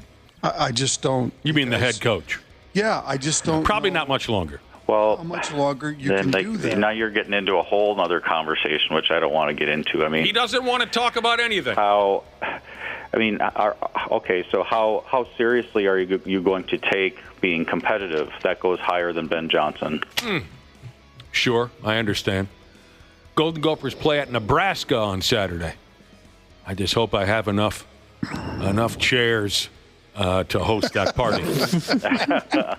I don't know. I think you will. Josh, can I borrow a couple of card tables and some folding chairs? I'm having a Golden Gophers at Nebraska after losing two games at home party. I can actually hook you up with that. You do have? Yeah, we've had a couple of graduation parties, so we bought some of that. They probably have a better shot at Nebraska than they did the last two games. The way they play better on the road. So get them out of here and go play on the road then. Here's a listener. Go ahead, Josh. Well, hopefully I'm not stealing your text here. I was going to say, I read a lot, but I missed this story. There's a rumor the Gophers are going to get moved to Vegas now after last night. A-Rod's moving them. I haven't heard that. UNLV Part 2. And then they got 3 games left. They've got that one. They play Wisconsin at home. Okay. And then they go to Rutgers. So they're going to have to win. Knights. They should have won 4 of the last 5. You're right. They're going to have to win probably 2 of those to get into the Big Ten tournament. The Big Ten tournament. Where are they playing that this year? Or do you not care? It's not going to matter because we're not going to be in it, but Indianapolis, I think. I thought that it moved around a little bit now. Well, it was here It was here last year. Yeah, that's right. It was over here. That's right. I didn't make it. All right. Well, there you go. That sucks, and I'm sorry for the both of you that it's tearing you up the way it is. I'm just disappointed. Yeah, I understand. And I understand disappointment. Part of the reason it's so disappointing, I think, for some of us who are longer-term Gopher fans, is we just wish, I know we live in the past, but we wish it could get back to the way it was when that was the toughest ticket in town, and the building was rocking, and there was a reason to go, and there's just not now. Nick, did you see what trades worker Jesus texted? I'd love your thoughts on this. Trades worker Jesus. Oh, sure. It's the cure-all. The Golden Gopher Basketball Club should sign Trevor Bauer. Is he available? He is. He's available for anything at this point. Yeah, exactly. He's not picky. Speaking of college, word is Hooters might be heading towards bankruptcy. Is this something that the two of you would like to talk about? Hooters. That would be sad. Yeah, it would. Randy, your thoughts on Hooters? Bankruptcy doesn't necessarily mean that you close for good. It don't mean it's over. We can attest to that. Yeah. Well, I think there are plenty of other restaurants that have taken on the, shall we say, Hooters model over the last few years. Yeah. Well, yeah, but you don't find those around much either. That's true. Maybe it's time. Hooters had its run. There's like the tilted kilt and everybody always talks about that. There's a couple others I can't think of, but you're right, Brad Ryder. There have been some joints who have borrowed their identity. Yeah, I know. Business model. I know, Randy and Brad, you guys love Paige Spiranac, and she had a funny tweet where she just wrote, "Not on my watch." It ain't over, like Randy Shaver said. Just because you declare for bankruptcy or whatever the term is, doesn't mean it's over. But they're having to shut down a few of their locations, and folks are getting canned up and down. We used to have a lot of fun back in the day with the Hooters boys. I went to high school with the guys that owned the ones that weren't at the Mall of America, and that was fun. To steal the lyrics to an old song that Ric Flair sang to me one morning about 25 years ago. When I think of the old days at Hooters here in town, Josh, with your high school buddies running the joint, all it makes me think of is we're going to stay all night and we're going to stay a little longer. And then we're going to dance all night and then we're going to dance a little longer. I've never been there. A lot of people are. I've never heard of this. Have you guys heard of Twin Peaks? Yeah. Yes. Oh, yeah. Okay, that's another one? Yeah. Do we have those here? I don't think so. I don't think That's so. new to me. I guess one place I used to serve, I guess it's kind of like Hooters in a way. Our outfits could be short shorts, or we could wear like denim skirts and tank tops. It was kind of This is a joint that vibe. you served at once? Yeah. Was for it a really Shane? long time, actually. There's a couple places in Minnesota, yeah. Racks in Burnsville, this and that. Yeah, sure. Woo! It's a hell of a deal. That's one of the former Hooters guys from Burnsville that started that, from what I was told. And I got nothing against these joints who have borrowed Hooters gimmick. Sure, that's how we do it. We take an idea and we put our own little spiel or spin on it. And I was never wildly dedicated to Hooters, but we, like Josh said, we did have some lawless times at the joint there on Block E. They had the joint on Block E. They had this, they had that. Cloud. Yeah, that was fun. People are saying Twin Peaks on Friday nights, the waitresses wear only lingerie. Whoa. And there is one in Fargo. Oh, is there? Mm-hmm. Well, that's a hell of a poke to see women in lingerie. A lot of people online. Yeah, we just go on the internet. Yeah, a lot of people online are saying that's why Hooters is having its downfall, is because it's so accessible now. You don't need to go out to Hooters to see that. Especially the way a lot of people were saying the way that women just casually dress in real life now. For example, after the gym, I've gone to a Target or a Cub Foods in my spandex and sports bra because I forget that I don't have anything on me in the car. What? You'll walk into Cub Foods in a sports bra? Yeah. These are different than when I worked at a grocery store. I should say that my spandex goes up a little bit higher on my waist, so you can't see much of my stomach. It doesn't really look like a bra. Shopping in a sports bra. God bless America, huh, Ashley? Man, when you got to get your protein after the gym, you got to get your protein. I would hang the Hooters calendar on my wall year after year for a stretch of time. Oh my goodness, that was some good stuff. I don't know if that instantly makes me white trash or whatever, but I did hang my Hooters calendar girl thing. I almost applied there once. I got like halfway through the application process, and then I just got nervous and stopped doing it. Yeah. I've had friends that worked there. They made good money. Oh, I bet. My wife is an alum. She worked there. My first. I was waiting for you to bring that up. I didn't want to be the guy to bring that up. I didn't know if I was going to bring. I brought it up. That makes sense. I've got quite a few family members that have worked there. Yeah, she's a babe. That makes sense. Show your boobs, win a balloon. Jesus says he has been to the Twin Peaks in Fargo, and it is, quote, definitely worth the poke of a drive. Well, it's different for me because last time I was in Fargo, they tried to put me on a party bus wearing clown makeup. So I'm not going. Oh, dude. I've been gun shy about going back to Fargo ever since that disaster. I love that so People are much. saying Wild Bill's, a place called Wild Bill's. Okay, cool. That's where I worked. That's what I was talking about. Oh, you didn't want to say anything? No, I wasn't sure if it was cool, but since he already outed it, yeah. And stop making jokes on our text message machine about how Ashley can get her protein. Yeah, I had a feeling that was going to arrive. Darn it. It's guys. stupid. Come on. That's right, Randy Shaver. Come on. Randy's disappointed. God. Well, here's Did the deal. Brad send that in?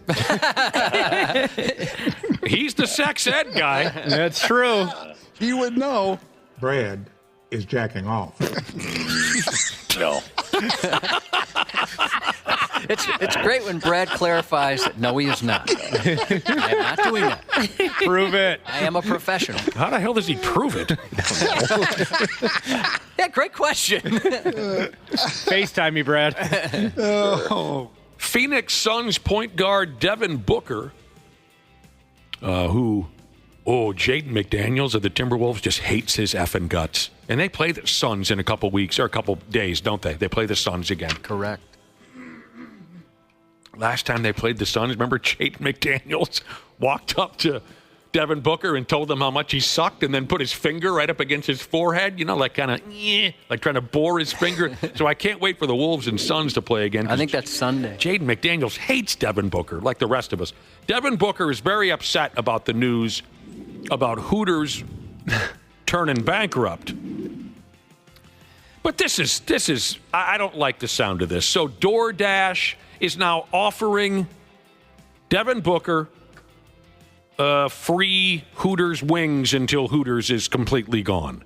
They'll deliver Devin Booker DoorDash. If he says go, DoorDash will go get Hooters wings and bring them to him for nothing. Now, why doesn't a guy like Dana get that opportunity? That would be a hell of a setup. Because Dana loves Hooters. He loves Wingy. He ain't got a pot to piss in. The guy's getting married in a couple of months. Doesn't that defeat part of the purpose to get that DoorDashed?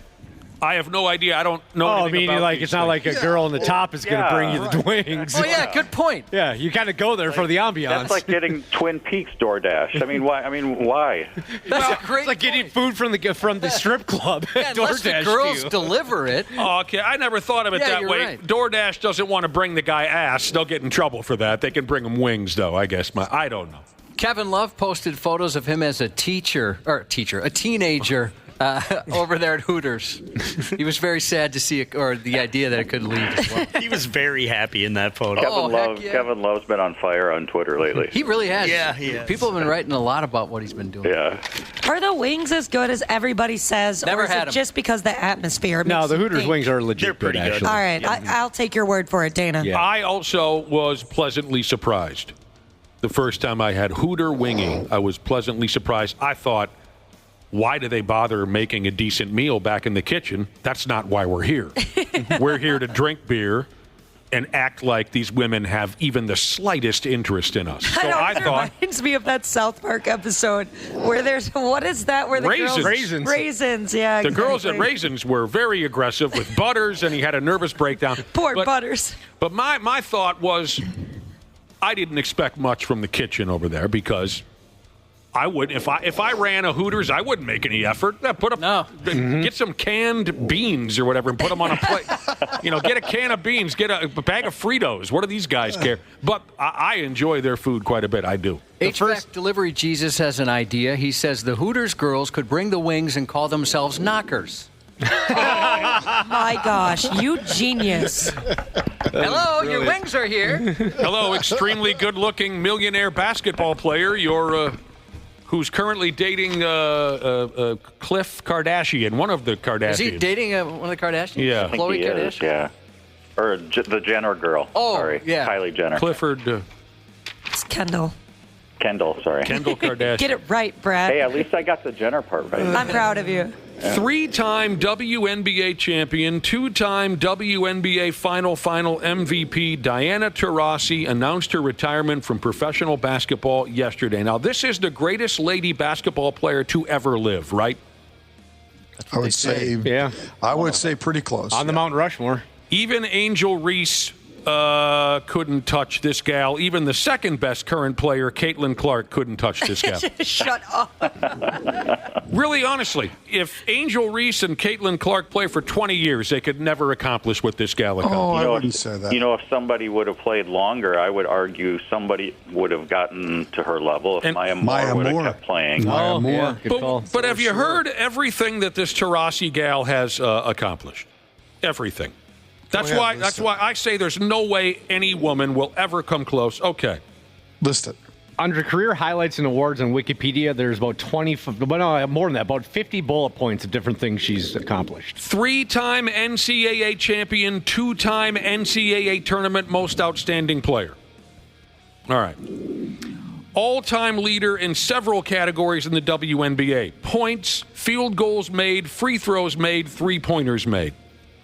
She played several seasons overseas. She won 6 EuroLeague championships, 7 Russian National League championships, and a Turkish League championship, is how you say it, Turkish League championship. As a member of the United States women's basketball team, she won 6 consecutive gold medals in Olympic play. She never lost a game during the Olympics. That's why I say no way even Angel Reese or Caitlin Clark ever have a resume like that. Probably not.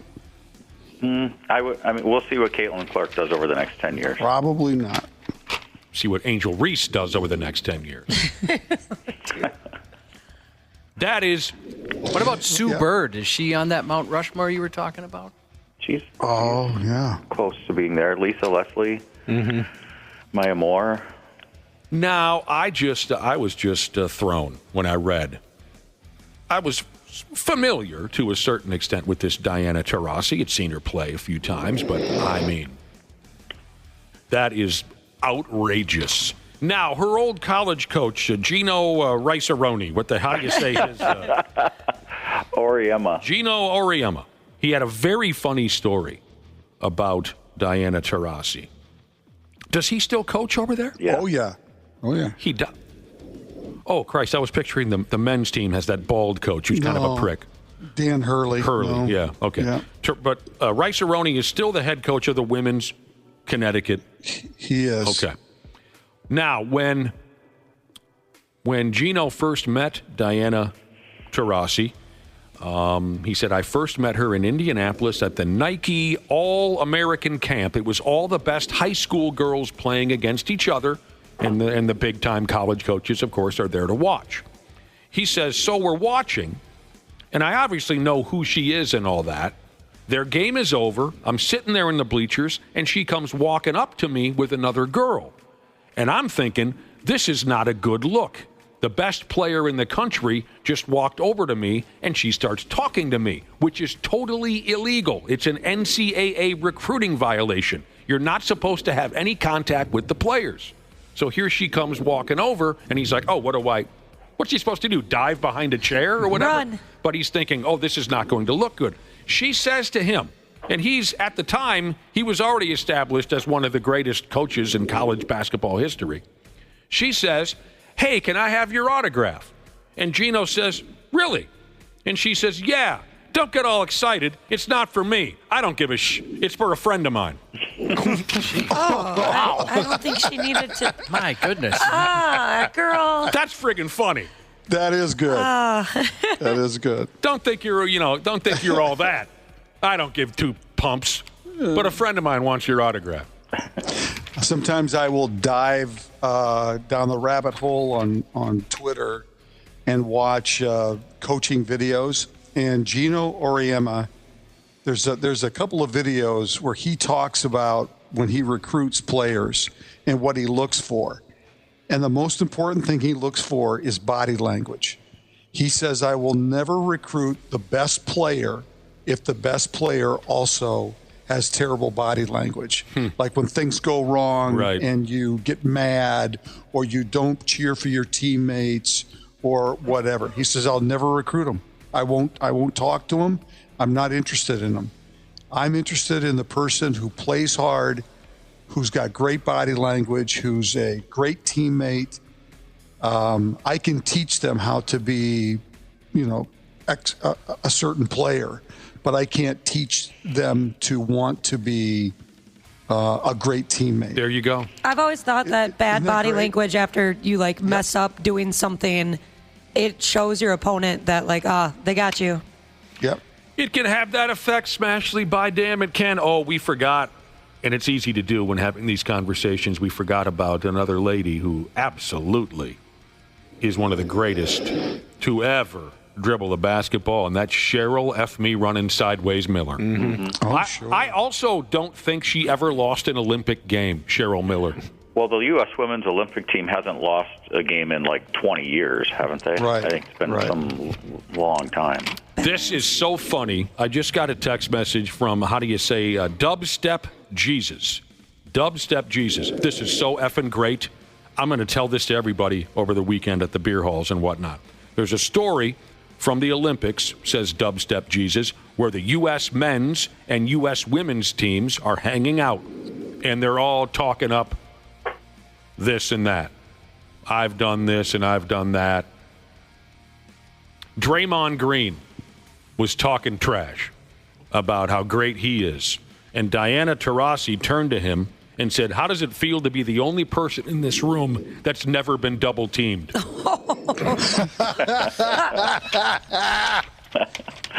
Good for her. Put that douche barrel in his place. That is friggin' hilarious. All right.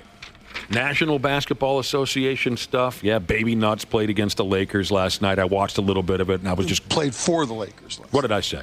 You said against the Lakers. Baby Nuts played for the Lakers against the Mavericks last night, and it instantly made me sick.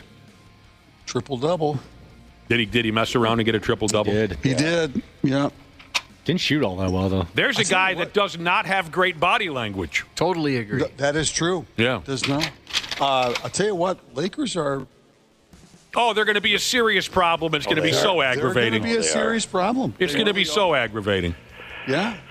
I don't think their bench is super strong, but if Luka plays the way he did last night, and I think LeBron is energized by that, and they've got some decent pieces with Austin Reeves, and they're going to be a problem. Oh, the way the playoffs are set up with games every 3 days, you don't need a long bench in the playoffs. You get but you do need a little bit better than what they have. But they're 2 games out of the number 2 spot right now. Yeah, I know. They're surging. Yeah, it's going to be a nightmare. Another team that's surging, and Nick doesn't want to hear this, is I think the Warriors have won 5 out of 6 since your guy Jimmy Bottles joined the team. So they're surging too. I don't foresee them being as big of a nightmare as the Lakers this season, but either way, it'll disgust me to no end. I think Brad hit on something, though. Golden State is starting to figure some things out. They're going to get we can make fun of them, but that trade energized them too. Yeah, I think the Clippers are on their way going the other direction. I think the Wolves and Golden State both have a chance to get out of that play-in situation if they can play better in the next 2 weeks or so. This upcoming round of the NBA playoff, it just might kill me. They got to get, like you said, man, they got to get out of that playing game because that's scary. Some of those teams in there right now. You could have a bad night and you're done. Put Shai Gilgeous-Alexander on the Lakers and there'd be a whistle every 35 seconds. You put Luka, LeBron, and Shai Gilgeous-Alexander On offense, there'll be a whistle every possession. Did you hear Finchie the other day was like, Jesus Christ, you can't even touch this Shea guy without the whistle blowing. He didn't hold back. It's so terrible. All right. I'll tell you, the folks at Luther Kia of Bloomington are shaking their heads right now. They're not sure what happened last night. The Pigs jumped out to a 2-goal lead at home playing the Detroit Red Wings, and then slowly but surely the Red Wings scored the next 3 goals, and then the final horn sounded, and then everyone went home. Some kid by the name of Simon Edvinson scored 2 for Detroit, including the game winner late in the third period. And everyone went home. Neither club wore out the opposite goaltender. Hell, the Wings only had 16 shots on goal. They made them count. Oh, that's it? Wow. Former Pig goalie Cam Talbot made 22 saves for the Red Wings. Remember how pissed off he was when he left town? Yep. Who was it that the Pigs chose over Cam Talbot? I don't remember. It wasn't Devon Get the Tables. It wasn't Devon Dubnyk. Who the hell was it? It was it Gustafson? Gustafson. Yeah. Yeah. Yeah, Talbot was pissed when he left town. And didn't his wife, throw some threats out on Twitter or something? She crashed out a little bit? Yeah. I don't remember. She was threatening people? Well, not threatening, but she was just pissed off on pissed Twitter. off, too. She didn't hide her feelings. Mm-hmm. Well, the Red Wings are 9-1-2 in their last 12 games and have won 5 straight road games. Up next, the boys play at Utah tomorrow night. For cripe's sake, now Joel Eriksson Ek was seriously injured at practice. Sucks. What the hell is going on over there, Gene Snitsky, head coach Gene Snitsky? Severely, too. Jeez. Now he's on the injured reserve. Joel Eriksson Ek, one of the team's best players. A huge part of our team, so it sucks to see him go down, obviously. But yeah, it is what it is. There's no changing it now, so it's up to the guys in the room that are healthy and in the lineup to make a difference every night. That's not Gene Snitsky, is it? No, that's Boldy. Matt Boldy. Matt Boldy. Matt Boldy. Why'd you deliver his name that way? I have no idea. It just popped in my head as it came out. So listeners are telling us it was Fleury, that the argument was Fleury versus Talbot. It could be. I don't freaking know. But this is terrible now. At practice, Ek gets mangled. Lower body injury. Josh, run down all of the fragile parts of our lower body until we can determine what happened with Joel Eriksson Ek. Well, there's the Achilles tendon. I'd imagine something there could have some serious trouble. That's a good one. The Achilles tendon will put a guy on the shelf for a long time. Here's another example of why can't our teams win at home when they're supposed to? I mean, the Wild are 500 at home, and they're something like 20-6 on the road or something like that. I mean, the Wolves don't do well at home. It's the crowd. We blame the crowd. Blame us. Yeah, I guess. No problem. What other lower body parts are fragile and could have been what is hampering Joel Eriksson Ek's hockey career? Well, the perineum can be sensitive, especially if you're hitting the wrong way. We got to sun it. Wow. What did you say? Got to sun your perineum. Yeah, what was the term for that? Is it just called sunning? I think so. Yeah. Perennium sunning? Yeah, there you go. Oh, I remember that. Yeah. There were hippies would go outside in the nude and point their anus at the sun. Mm-hmm. Do you remember that trend, Randy and Brad? No, I that's did not. one area you really want to get sunburned. Perineum. Yeah. You got your ACL, you got your MCL. Sure, the knee, Randy. The knee, always the knee. Well, that just sucks because they're talking about the guy being out for a month. Yeah, that does. Well, that's basically the rest of the regular season. Yeah. They play 15 games in the month of March because everything got backed up. Yeah. Tough schedule. They can't catch a break. Snitsky, he can't catch a friggin' break. The Russian kid's hurt, and then Ek is hurt, and Spurgeon missed this many games, and Zuccarello missed that many games, and Dinkus had to get suspended. Leaves more time for Marcus. Let's go. Yeah. It's a terrible thing. Your Minnesota Wild Report brought to you by Luther Kia of Bloomington. We thank those people very much. Florida Panthers forward Sam Bennett put together the Gordie Howe hat trick last night in a game versus Nashville. He had a goal. He had an assist. He had a fight. Now, I think we covered this last time we discussed the Gordie Howe hat trick. Even though the sumbitch played in 2,421 professional hockey games, he actually only achieved 2 Gordie Howe hat tricks in his NHL career. The all-time leaders in Gordie Howe hat tricks? Boy, I hated these guys. Well, 2 of them. I hated the first 2. Their entire careers, and they played forever. I was disgusted by the sight of Rick Tocchet, who now coaches who? He's a head coach Summers, Rick Tocchet. And Brendan Shanahan. Rick Tocchet and Brendan Shanahan both had 18 career Gordie Howe hat tricks. Goal, assist, fight. Next is Brian Sutter, who was part of the Sutter Clutter. And then some guy from 1805 that I don't remember, I can't even say his name. But another guy on the all-time leaders list for Gordie Howe hat tricks. He was absolutely and completely out of his mind, and I loved every second of it. Tiger Williams.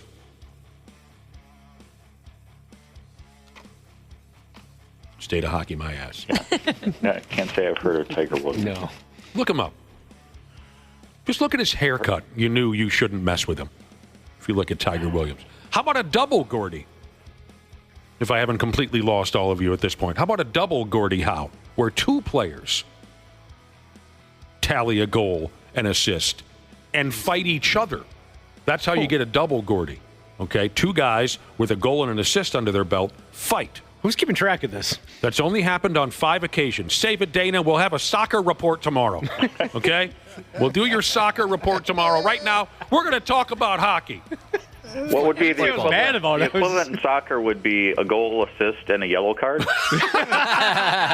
How about a goal, assist, and a dramatic dive to lead folks to believe that you've been shot by a sniper in the upper deck? That's a soccer. Laying on the field, writhing in pain, like waving your arms at the referee. They call that the Pedro Maradona. Well, who was his name? What Diego. Was his? Diego Maradona. That's what they call that. That would be rare because there's usually not more than 2 goals in a soccer game. On April 9th, 1981, only 5 times has there been a double Gordie. One, very memorable, April 9th, 1981. Brad Park of the Boston Bruins fought Bobby Smith of the Minnesota North Stars. That's one of the 5 times. There are other recognizable names in here who have accomplished a double Gordie. Ryan Getzlaf, Jerome McGinley, the greatest goal scorer in Wild history. Jerome McGinley. Nick Foligno. Our guy, Timmy, what's the guy we talked to? Marcus. Marcus's brother, Nick Foligno, has been involved in a Jared Tenorti, son of Mark Tenorti. In the early 80s, that's all the North Stars and Bruins could do, is just fight each other until there was nobody left. So it's fitting that back in 81, Brad Park and Bobby Smith would have had a double Gordie. Are there other people I should discuss these things with? I guess so. No. We learned something today. Wow. A lot of paper. Big piece of paper. A lot of paper. There's a lot of Josh bought an extra large printer last time around. They are very big sheets of paper. They don't need to be that big. Why'd you buy such a big printer? It was cheaper.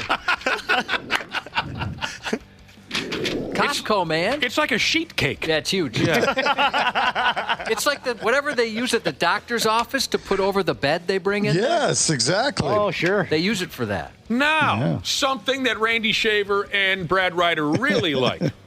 Something you guys really like to talk about. Tried Golden Gopher basketball. You barely wanted to say a word because of anger and frustration. I tried hockey. Neither one of you's ever laced up a friggin' skate. I lose you completely. NFL trades. I know what butters your friggin' bread. You love to talk about. So, according to this person and that person, completely unproven and overhyped Vikings quarterback J.J. McCarthy will be traded to the Cleveland Browns.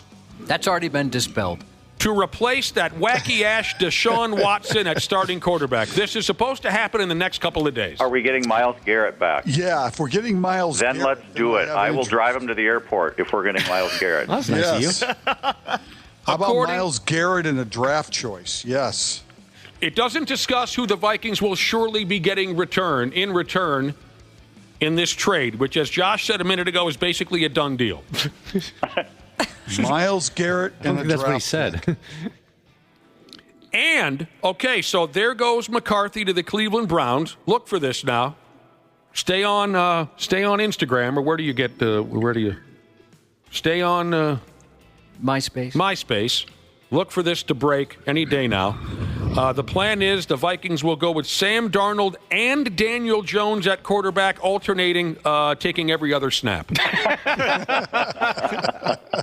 They're running in and out, running on and off the field like it's a 7th grade game. Running the plays in. Yeah. So J.J. McCarthy to the Browns. What do you think? Well, I want to know what we're getting back. Myles Garrett. Myles Garrett. High draft pick. Okay. Yeah, I would do that in a heartbeat if that's what's coming back. Where did you see, Josh, that this was a done deal? I just said it was already dispelled. Ian Rappaport said that's not going to happen. Well, I mean, the teams usually say that right before. Everybody's lying. They all lie. Right. They all lie. It's okay. Ian Rappaport. There's a little smoke here. I mean, there's a lot of reports out that they're talking to different teams. I think that they're probably talking to teams. I'm not saying Ian Rappaport's lying. I'm saying the teams lie. They don't tell the truth. Bunch of liars. I got to make a couple of notes here. Who is Ian Rappaport? Oh, you make fun of him. Oh, I do? Yeah. You say he's a stalker. Oh, no, that's that other guy. Schefter. Oh, Schefter. You're right. Yeah, that's the guy you said is a stalker. Ian Rappaport. Maybe this is the guy you're stalking. I forget. Yeah, Ian Rappaport. He seems to know his stuff. All right. Here's a perfect way to throw your career into the toilet. Completely unknown Denver Broncos linebackers coach by the name of Michael Wilhoit sure likes to act like he's a somebody. He was arrested over the weekend for allegedly assaulting a cop. He was dropping someone off at the airport and left his vehicle unattended. Again, the name is Michael Wilhoit. He coaches linebackers for the Denver Broncos. A cop there working the airport noticed that he left his vehicle unattended and said, hey, you got to move your vehicle. And big shot, what's his name again, Michael Wilhoit, told the cop to shut the F up. Twice. Then he chest bumped the cop. You want to mess with Michael Wilhoit? I'll tell you right now, I'm a linebackers coach for the. I was a JV guy for a few years in the NFL. I'm Michael Wilhoit. So he chest bumps the cop, and then punches the cop in the jaw. Oh. Knocks him out. Knocks him to the ground. The cop tases him. He shakes that off because he's Michael Hillwhite or whatever I said a minute ago. He shakes off the taser, gets in his vehicle, drives away. It's actually kind of impressive. So, yeah, and I don't know how long this guy's going to last after something like that. Yeah, once they. Was it worth it? Hey, he's gone, I bet. Yep. That's Sean Payton's guy. I love Sean Payton. Sean Payton, yeah. I love Sean Payton.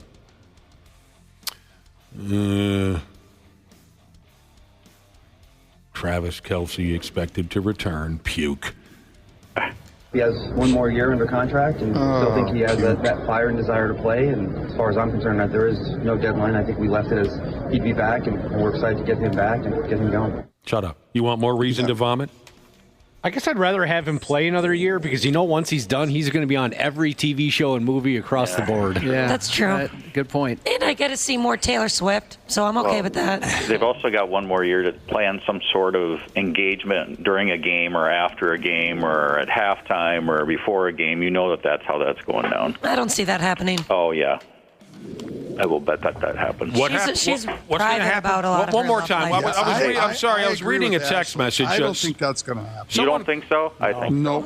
Someone claimed that Broncos linebacker was dropping Patrick Mahomes Sr. off at the airport. I don't know if that's true. One more time. What are you predicting, Brad Ryder? I speculated that there will be some sort of proposal or engagement either after a game or, at some point a national TV game during the regular season. That'll happen. Okay, they'll get engaged on television for everyone to see. Well, it'll happen. The proposal will happen after a game or something. Right. Yeah. Okay. More reason to vomit. Rob Gronkowski training for potential NFL return. Why not? I think that's all. Here's a guy. There's a guy who's on everywhere. I mean, he's done all right for himself. Right. I can't do it. He's not going to play anymore. I can't do it. Josh, you going to break the news to him? What? They've already said that's not going to happen? Yeah, by who? Ian Rappaport. Ian Rappaport has denied the Rob Gronkowski story? Yeah. Well, it doesn't break my heart. I don't care. Oh, man. But it's Ian Rappaport. he's an insider. They call him an insider. That's right. Oh,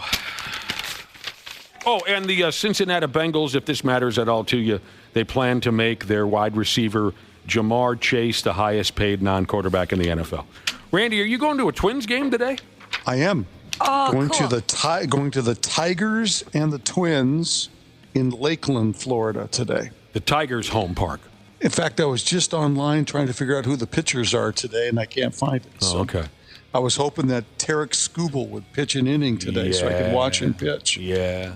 Looks like there's a Hooters in Lakeland, Randy, so you're going to do your part to keep them going. Dana, there's a Hooters less than a mile from where I'm staying. Do they know you by name?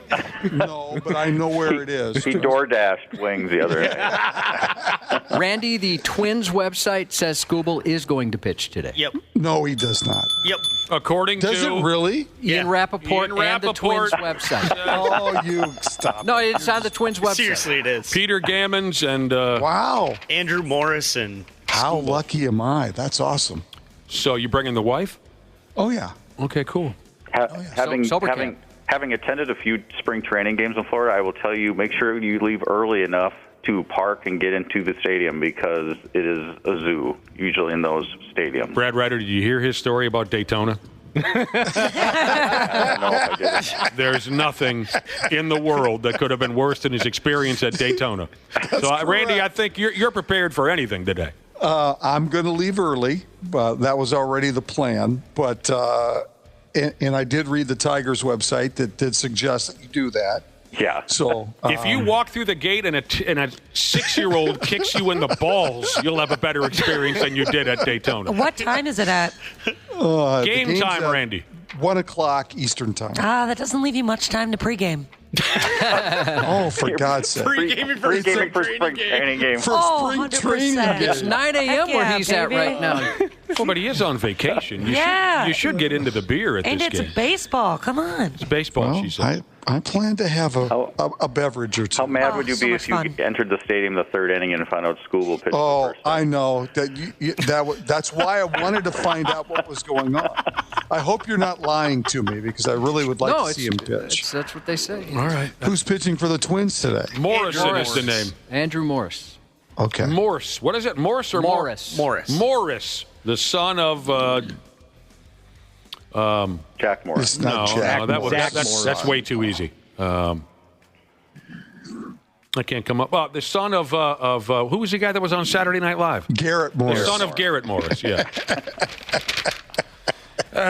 Well, have a great time, Randy Shaver. Yeah, it's going to be 75 and beautiful. Some souvenirs. Maybe get yourself a souvenir. A little helmet Sunday. Oh, those are good. Yeah. Oh, God, I love helmet Sundays. Me too. And they're huge now, by the way. Oh, yeah. They're not the little ones we used to get back in the day. It's crazy.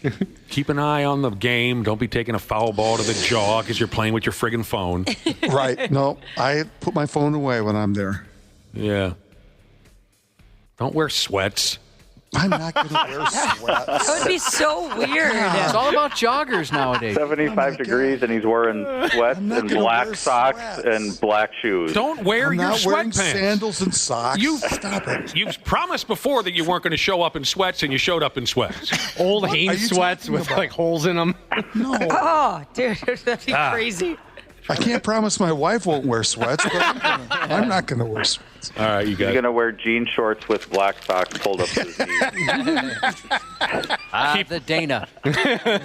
Keeping score with an old-ass number 2 pencil over there. Exactly. You got a visor on. Like the glove on one hand and a pencil in the other. How about the green visor that the gambling old-timers used to wear at the casino? Yeah. Exactly. You're going to look like $1 million. You guys have a wonderful day. All right. Can't wait to hear about the ball game tomorrow, Randy Shaver. We'll be back in a few minutes. Bye, Dan. The 93X Half-Assed Morning Show. They got their heads up their ass. On 93X. Dana here to tell you all about my new friends at Standard Heating and Air Conditioning. You see, I've been doing apartment living ever since my parents kicked me out back in the day, but now I'm back living in a house. I'm absolutely clueless when it comes to any project. That's where Standard comes into play. They cranked on my furnace to get it really cooking for another cold winter. And think about this. Standard's been doing this for over 95 years. That means at one point, they made sure your great-grandpappy was all nice and warm in his butt-flap jammies. So get in touch with the folks at standardheating.com and make sure you ask about becoming a Smart Club member. That's standardheating.com. Bravo TV star Lala Kent holds nothing back. When someone tries to get hyphy with me, you match energy. I do match, and it's all your fault. Yeah. Get to know the TV personality. It is one specific storyline that lasts 14 weeks plus a couple reunions, and then you move on. And the mom. My parenting, and actually Ocean really likes this. Would you like a cookie? And some Taylor Swift. Shake it off. Give them Lala. Follow and listen on your favorite platform. They want to glorify the fact that they're criminals. It's dumb. These guys are dumb. They deserve to be tossed under the jail just for being dumb. The 93X Half-Ass Morning Show.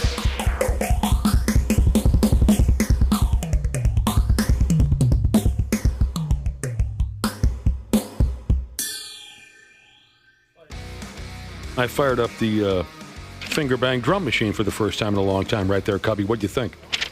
I like that quite a bit. That was incredible. Yeah, I did a couple good fills in there. Did you like that? And I like how you ended it, too. Thanks. Man. I like to play. You're very nice. You're very kind. This year, Wednesday broadcast has been something. It ain't over yet. We still have to settle a couple of things here on the Half-Ass Morning Show. We appreciate you listening. Real quick, we were talking this time yesterday about dating, cheating. There's a website or two out there, Summers, where you can post a picture of your significant other and folks will tell you whether they're banging them or not. Dating sites, I'm not familiar. On a separate topic, I guess, dating sites. Separate but similar topic. I'm not familiar, but they've been a thing for years now. Folks go hang out on dating or hookup websites. They look for something to fold. I just saw a couple of things. Yes, Josh? I was going to say, I read a stat today, like I was looking at fact sheets, like strange facts. And I guess that the majority of dating sites, or a great number of dating sites, are owned by the same companies, right? So one company will own like Match.com and Tinder and whatever. It's like all the same umbrella company owns all these different ones. Wow. Which I mean, that's a good scam or good gig if you can get it. I'd like to be... So it doesn't matter which one you go to, it's the same company. I'd like to take a piece of that. Yeah, I bet they're making a couple of I'd like to be the CEO of that operation. For those who have had like a... You've been on you had a profile or whatever. Have you paid money to be on one of those? No. You haven't? Because do girls pay ever? Yeah. They do? Okay. Yeah, I have a couple girlfriends that pay because on Hinge specifically, I'm not sure about the other ones, but you can only view a certain amount of profiles that like your profile that match with you if you don't pay. But if you pay, you can see all of them. So it opens up your options quite a bit. Gotcha. Hinge works, by the way. I hear people say good things about it. That's where I met my fiance. I saw a couple. So it doesn't work. You met him where? On Hinge. Hinge. Are you sure it wasn't unhinged? I saw a couple of things yesterday related to dating apps. And one of the things that grabbed me was simply how some folks come off right away. Most of you know what I'm talking about. Usually there's like an opening statement so folks know what kind of a vibe you're putting out, right? Yep. You put a picture of yourself up there, Summers, and you throw an opening statement. Check out this guy's opening statement. And I know, probably joking around, but this is what a guy said. I'm looking for a vindictive single mother with 5 kids from at least 3 different baby daddies to cheat on me while I pay the mortgage and eventually end in a lopsided divorce that cleans me out of what little I have left. Wow. It's a man who knows what he likes. That is hilarious, though. I'd probably match with him just because he's funny. Yeah, good point. That's great. March Madness, never mind. I'll get back to that later. What do you think of this approach? Here's someone on a dating site that posted this. All I ask is that you send me a picture of your dad. This is a lady. All I ask is that you send me a picture of your dad so I can see how you age. I'll send one of my mom.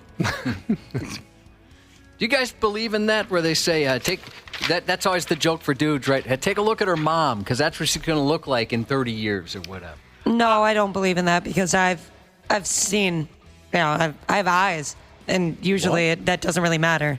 I've heard the slogan many times, Josh, but never went any further with it. Yeah, I never inspected any further to see if there was any legitimacy behind that or not. Never considered it. And one more real quick. This is a guy chatting with a gal on a dating site or a hookup site or whatever it might be. And he asks a question to the lady. He says, how are you going to be better than my last partner? And she gave him 3 reasons. Ugh. One, what happened? It's just gross. Yeah, that's not a good start. Yeah, it's kind of annoying right away. Hey, I'm going to compare you to other girls. Yeah, tell me how you're going to be better. Oh, I didn't look at it that way. But now, if a girl said that to you, I bet you'd be pretty...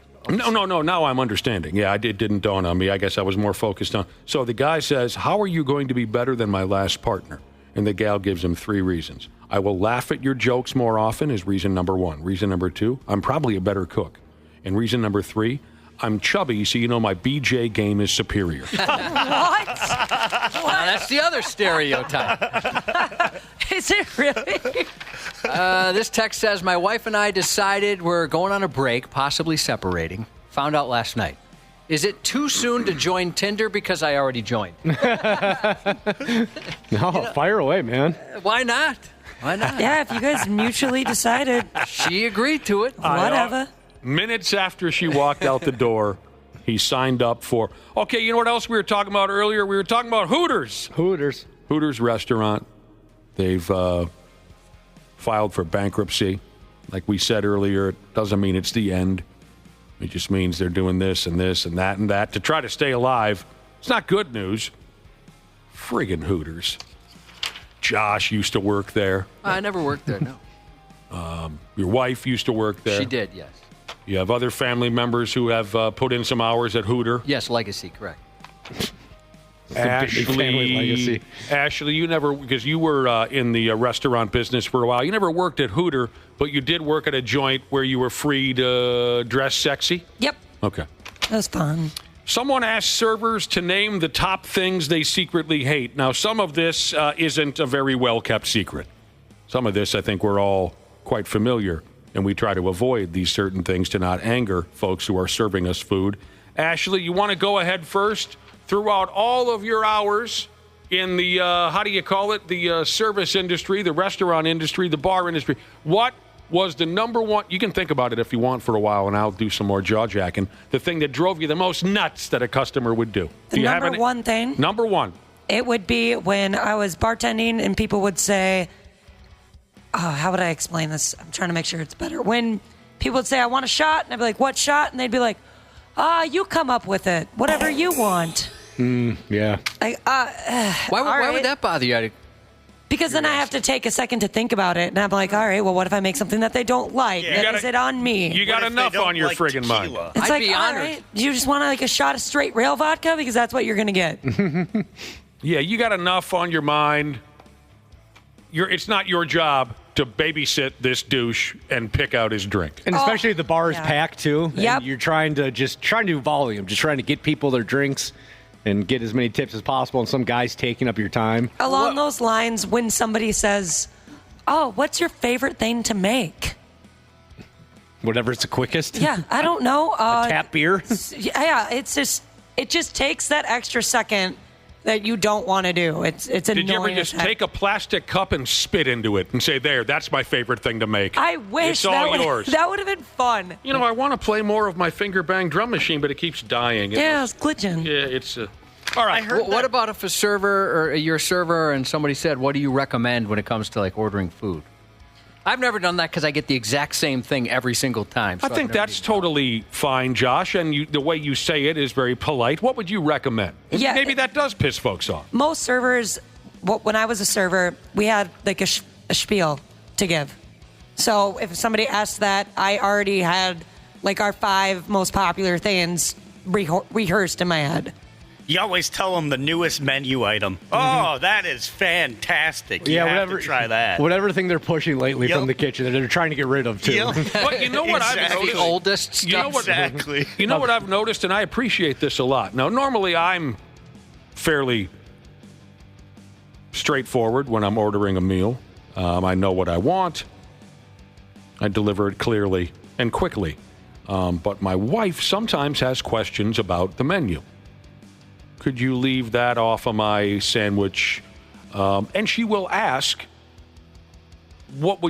she will ask that sort of, I guess, that question we've been talking about. She has asked a server, what do you think, the fish or the steak? What would you choose?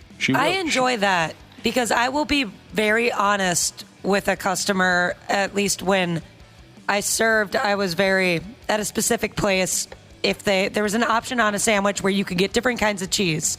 And sometimes they would order a cheese and I'd be like, really? You're picking that one? This one's way better. Oh. And they would switch. And what I realized is a lot of customers love that kind of interaction. Where I'm going with this, absolutely. Where I'm going with this is, and what I've appreciated just a few times is, say, for example, my wife would say, what do you like better here, the fish or the steak? And the waiter or waitress will say, fish, and then they'll follow that up by saying the steak sucks. Yeah, when they're totally honest. Yeah, I like it. You'll say, well, how's the mac and cheese? And they'll say it's garbage. I dig that. Yeah, I mean, go ahead, be honest. Okay, here we go. Restaurant servers and the things that they supposedly secretly hate. Somebody texted in one real quick that's really good. When men would tell me, you should smile more. Where's your smile? No. I agree, you should smile more. All right, I'll show you my teeth, but it's not going to be a smile. I can't imagine saying that to a person. Right. Let's see if any of that makes this report. Number one, things that restaurant servers hate. When you walk in and sit at a table that hasn't been cleared yet, it's got dirty dishes on it. Sorry, suddenly I have terrible gas. It's got dirty dishes on it. It's obviously not ready. Okay. That would make me irrationally angry. But at the same time, if it's busy, I want to get a friggin' table. I'm not going to wait and someone snatches it out from under me. I will sit at a dirty table because I want to sit down and I want to make sure I get a seat. If it makes you mad, I'm sorry. But I got to do what I got to do. When people insist on sitting outside and then they complain about the temperature or the noise or the bugs. I worked at somewhere that had a patio, and it would be like 100 degrees outside, and somebody would come in and ask to sit outside, and I just know that they felt the hatred I had for them. Oh, yeah. What is wrong with you? Because then you got to go out there and sweat your can off, right? Yes, which I do. You guys know I'm a sweater. There's nobody out there but one couple that insists on sitting in the 100-degree heat. It's your area. Now you got to go suffer as opposed to staying in the AC with the regular people. Grabbing your plate or your drink off the tray that they're holding. People think they're helping, but it can throw off the whole balance. Oh, yeah. Like Mr. Miyagi preached balance, didn't he, Josh? He did. And then the waiter or waitress might, the whole tray goes ass over apple cart. Massive mess. Yeah, some people, they get grabby. They don't understand personal space. Don't grab the friggin' plate off the tray. I'm going to hand it to you. You can wait 5 more seconds for your turkey burger, douchebag. Especially if I would recommend not getting if I worked at a restaurant, I'd say skip the turkey burger. You don't like the turkey burger? I'm not a turkey burger guy. I had one once, and I enjoyed it much more than I ever thought I would. Maybe I haven't had a good one. Yeah, but that was the only one I've had. But I thought, wow, this is really good. Why do people trash the turkey? And then I never ordered it again. Yeah, especially if I spill that tray, if I'm the waiter, because Dickbag had to try to grab his plate. Oh, God, I would go crazy. Parents will let their kids go crazy, of course. Something else that restaurant servers hate, parents who let their kids act like a-holes and make a massive mess, and they're running around and screaming, and it's just adorable because their child is special and their child clearly is not. Cleaning up the high chairs at the end of the night. Oh, gross. Oh, soggy food.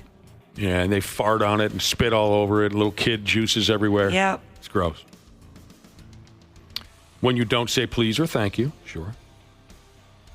I've heard that for a lot of my friends who are servers. They say the biggest complaint is not the people that blow up like the obnoxious, to use this word, Karens, because that rarely ever happens, But it's more like the people that they say they just treat them like robots, Like, I'm just there. They don't even make eye contact. They just think I'm there to facilitate their needs and not even, engage me as a human being. Yeah, you can tell a lot about someone on how they treat a server, I think. Yeah. So when a customer doesn't say please or thank you, and sometimes what makes them mad is the way you order. And I know a guy, it's so frustrating. Can I take your order, sir? And he says, how does he put it again? I guess I always thought it was rude. I'll get this. I'll get that. As opposed to saying, I'd like this, or may I please have this. Maybe I'm being difficult, but I always thought it sounded really dumb when he says, I'll get the this or the... I think I mostly hear people say, I'll have this. I usually say, may I please get... May I please have... I'm going to do... snapping or whistling to get their attention. Oh, that's awesome. They like that. They don't like that? No. Oh, that's my thing. Or make is the that your giant thing? check sign in the air. Lady that needs to smile more. Oh. I used to love bartending and people doing that in me, especially later in my career as a service worker, looking at them being like, no, like you're last now. People really would do that? Yep. Oh, I know an old-timer who is... Or tap their beer. Yeah, or shake their cocktail drink with just the ice in it. I know an old-timer who he was convinced he was the only person in the entire restaurant. And he would snap, and he would holler, and he would wave at the server. And if she didn't get her ass or he didn't get her ass over there right away, he was offended. Yeah, don't snap or whistle at your server. Oh, they say a wave is fine if they don't see you at first, but then give them a minute. You're probably not their only table. Acting like a regular when you're not a regular. Yeah, you're not a part of the cool kid club. Get out of here. Don't expect special treatment if you only come in twice a year. Once a week, you're a regular. Once a month, maybe. Shoot, I almost wouldn't even say once a week. Has to be more? Yeah. I mean, what I considered my regulars were daily people. Yeah. Don't complain about prices to the servers. They have no control over that. Good point. It's 50 cents for ranch? Yeah, do you want it or not? Right, you didn't set the prices on those. Here's what I've seen once or twice. When you walk in 15 minutes before close. Oh, that was the worst. I never do that. Oh. Just because I worked in retail and I know how frustrating that is. Are you kidding me? I just turned off the fry oil. Now it's going to take 15 minutes to heat up. Oh, boy. My fiance last night, I needed McDonald's. And so he went there and he felt so bad because they closed in 10 minutes and he was so apologetic.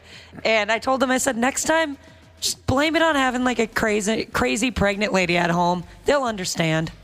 Finally, on the list of things that servers hate, this is going to be funny. I'm going to try to get through this without laughing. When you eat everything on your plate and the server says, how'd you like it? And you say, well, clearly I hated it. That's such a dad joke. Oh, there's a lot of dad jokes, sure. I couldn't stand it. It's terrible. I've always loved those. Those don't bother me. They remind me of my dad. How about the one where a server will say, hey, do you want a box for that? Say, no, but I'll wrestle you for it. That's a great dad joke. That's a good one. So cute. Have you ever busted that one out just to the chagrin of your children, Josh? No, I don't think I could pull it off. So maybe the worst thing I ever saw was at a bar, my favorite neighborhood bar, shooting pool late at night. Only 2-3 of us left in the bar, playing pocket billiards and the bartender. And we were all regulars. Normally, I think they would have thrown anybody else out, but they let us stay. Not that it was past bar time, but, one of those joints where as soon as the bar dies down, they close the joint. But since we were regulars, and the bartender said, look, I got to clean up anyway. You guys can keep playing pool. I'll holler at you when I'm done. 2 guys come in, totally unfamiliar with the joint, and they sit down, and they want a schmancy drink. Not that matters, but they did order a schmancy drink. And the bartender said, we're done, really. These guys are just wrapping up their game of pool, and I'm done. So I called last call about a half hour ago, so sorry. And the guy would not let it go. He wasn't mean about it. He just kept saying, hey, look, me and my pal are out doing this or that. Tell him the life story. Can we please just have one drink? And she said, I'm sorry. It's just too late. Come back tomorrow, Guy reaches into his wallet, pulls out his gold card. God. Puts it on the bar. And he says, tell you what, you serve me and my friend just one drink, you can keep this gold card until tomorrow afternoon and do whatever you want with it. If I can just get that one drink. Honestly, I might have folded.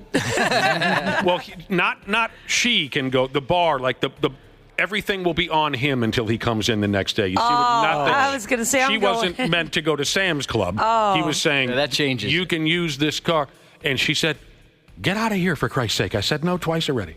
Good for her.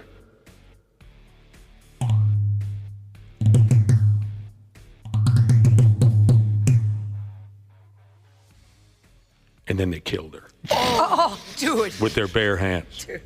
But we were in the middle of a game of pool, so we let it happen. Half-assed morning show. I thought I told you never to interrupt me while I'm working. On 93X. There you go. On our way out of here, Cubby, we were jaw-jacking about you folks who tend bar or wait on tables. I'll say it again. I don't know how you do it. I'd end up a raging naked killer on the loose. Yeah, it's definitely, you have to have patience, we've learned. Especially nowadays. If I had to wait on just one table full of puke bags, I would end up a naked killer on the loose. And unfortunately, most of us these days are puke bags. For a while there, Josh, I thought the word entitled was overused. I was getting tired of the word. But there's really no better term. It is perfect. Probably more so than ever. A couple of text messages came in on... Well, we were talking about the little things that drive a server nuts. They hate certain behaviors when they're trying to work and you're ordering a drink or you're ordering a meal. They get tired of certain things. How about this? When the waitress asks you... I'll put this together eventually, I will. Because what did we have earlier? Waiters and waitresses hate it when they ask you, hey, how was your meal? And you cleared your plate and you say, I hated it. They're tired of that joke. How about this? When the waitress asks you how the food was and your response is, it'll make a turd. Oh, and people don't say that, do they? Yes, I would hate that. I've heard that many times. Don't say that. It'll to make anybody. a turd. You like that one, Dana? Yeah. That's a good one. It's awful. Yeah, I don't really like that, actually. I hate that. How about a listener wants to know, are servers trained to come and ask you how the food is when you have a mouthful and can't answer? They're just sitting back there waiting. If that's the case, my wife's photo is next to their training manual because it happens to her every time. Yeah. I texted them back and said that I hated when I accidentally did that. I would call myself out for doing that in front of them. I'd say, I asked as you have a mouthful of food. I'm so sorry. That's funny. They come and ask you how everything is when you have a mouthful. You can't answer, and then they scurry away before you can ask for a refill on your beer. And because you watch your tables and you're trying to time it out, and it's so hard sometimes. Ashley, this reminds me of you from Heather. She said, I once had a patron slap me on the arm with a steak knife. It was all fun and games until I ripped it out of his hand, pointed it at his face, and said, don't you ever do that again. Wow. Oh, I love that. I can see you doing that. All right, now let's get mad. Let's end the day mad. Yes. Because here are a couple texts about, just terrible customers. One listener says he refuses to ever go out to dinner again with his douchebag brother-in-law because over and over and over again, his brother-in-law would eat 95% of his food and then tell the server that there's an issue and that he wants his money back. No, it's not how that works. The places I work, that's not how that works. They had a policy against such a thing? Yep, you can straight up say, you ate it. Good. I understand if they took like 1 or 2 bites, but if you brought that plate back to your manager telling them so I guess they didn't like it, they would laugh. I can absolutely understand why you would never want to be in public with that guy ever again.